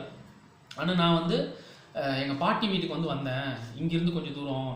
இப்போ நான் அம்மாவை பார்க்க வந்து நான் போனோம். அது எங்கன்னா இந்த ட்ராக்கெல்லாம் தாண்டினதுக்கப்புறம் நான் போகலன்னா அம்மா வந்து ஃபீல் பண்ணுவாங்க, என்னை விட்டுருங்க ப்ளீஸ் அப்படின்னா, இவன் வந்து சரி போ அப்படின்னு சொல்லி அவனுக்கு வந்து பர்மிஷன் கொடுக்க பார்ப்பான். அதுக்குள்ளே இவனை தேடி மற்ற ஆர்மி ஆட்கள்லாம் வந்து ஓடி வருவாங்க. என்னடா நடந்துட்டு இருக்கு அப்படின்னு கேட்க, இவன் வேலை செய்யாமல் இருக்க முடியாதுல்ல, அதனால டொப்புன்னு 2-3 வாட்டி சுடுப்பான். டப்புன்னு சுட இவன் வேறு இடத்துல தான் சொல்லுவான், அந்த பொண்ணு இந்த பக்கம் தான் போயின்னு இருக்கோன்னு நினச்சி இப்படி சொல்லுவான். பார்த்தா அந்த பொண்ணோட சத்தம் கேட்காத மாதிரி இருக்கும். என்னடா வந்து அப்புறம் தான் தட்டு மாதிரி வந்து போகும்போது இவன் எங்கே சுட்டுருப்பான், அந்த பொண்ணு வந்து தெரியாமல் இப்படி போகாமல் அப்படி வந்திருக்கும் போல். அது மேலேயே குண்டு பட்டிருக்கும். அவள் ஸ்பாட் அவுட்டு, கழுத்தாண்டை சுட்டு அப்படியே ரத்தமாக போயிடும்போது இப்போ வந்து அதை பிடிச்சி கதருவான். மற்ற ஆர்மி ஆட்களும் இப்போ வந்து ரவுண்டு கட்டுவாங்க. இவனால் வந்து இப்போ நடிக்கவும் முடியாது. அவன் நடித்தா இப்போ என்ன புலம்புவான், எந்திரி போ, அம்மா வந்து இருப்பான், போ அப்படின்னு சொல்லுவான். அப்படியே கதருவான் அதை பிடிச்சிக்கிட்டு. அதோட அந்த எபிசோட மிலிட்ரி விசிட்டும் வேறு முடியுது. அதுக்கடுத்து இப்போ தான் லாஸ்ட் எபிசோடு 1979. அதாவது அவன் சூசைட் பண்ணுறதுக்கு 20 வருஷம் முன்னாடி. அப்போது அந்த பான்வு கிளப் இருக்கு இல்லையா, ஃபேக்ட்ரியில் வேலை செய்கிறவங்கலாம் ஒன்றா செய்கிறதுக்கு அந்த ரிவர் சைடு தான் வந்து சூஸ் பண்ணியிருந்தாங்கல்ல. அந்த மாதிரியான இடத்துல இவனும் வந்து ஒரு கம்பெனியில் வேலை செஞ்சுருப்பான். அங்கே வந்து ஒன்றா வந்திருப்பான். சன்னியமும் அங்கே தான் ஃபஸ்ட் டைம் வந்து இவன் மீட் பண்ணியிருப்பான். இவன் வந்த இடத்துலேயே ஒரு பூவெல்லாம் பார்ப்பான். அது மோந்து பார்த்தோன்னே இதை அவன் நோட் பண்ணிவிட்டு, உங்களுக்கு பூனா பிடிக்குமா அப்படின்னு வந்து கேட்பா.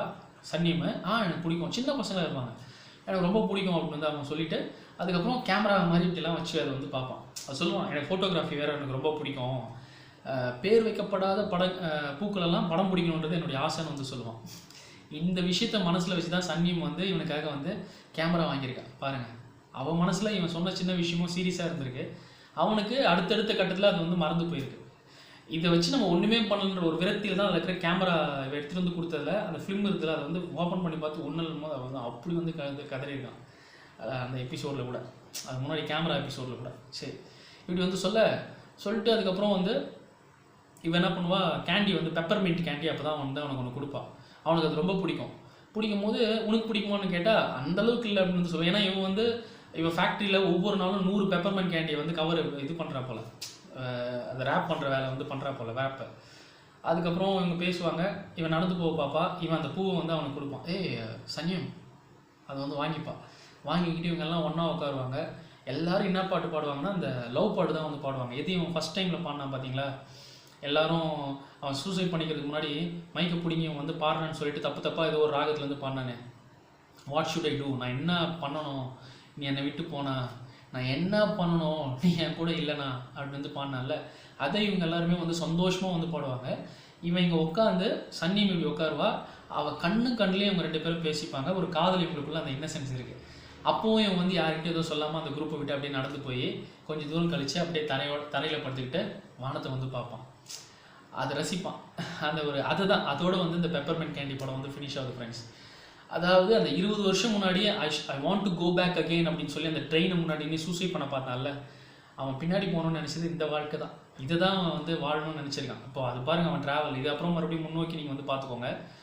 ஸோ இதுக்கப்புறம் தான் இவன் வந்து மிலிட்ரியில் வந்து சேர வேண்டியதாக இருந்துச்சு.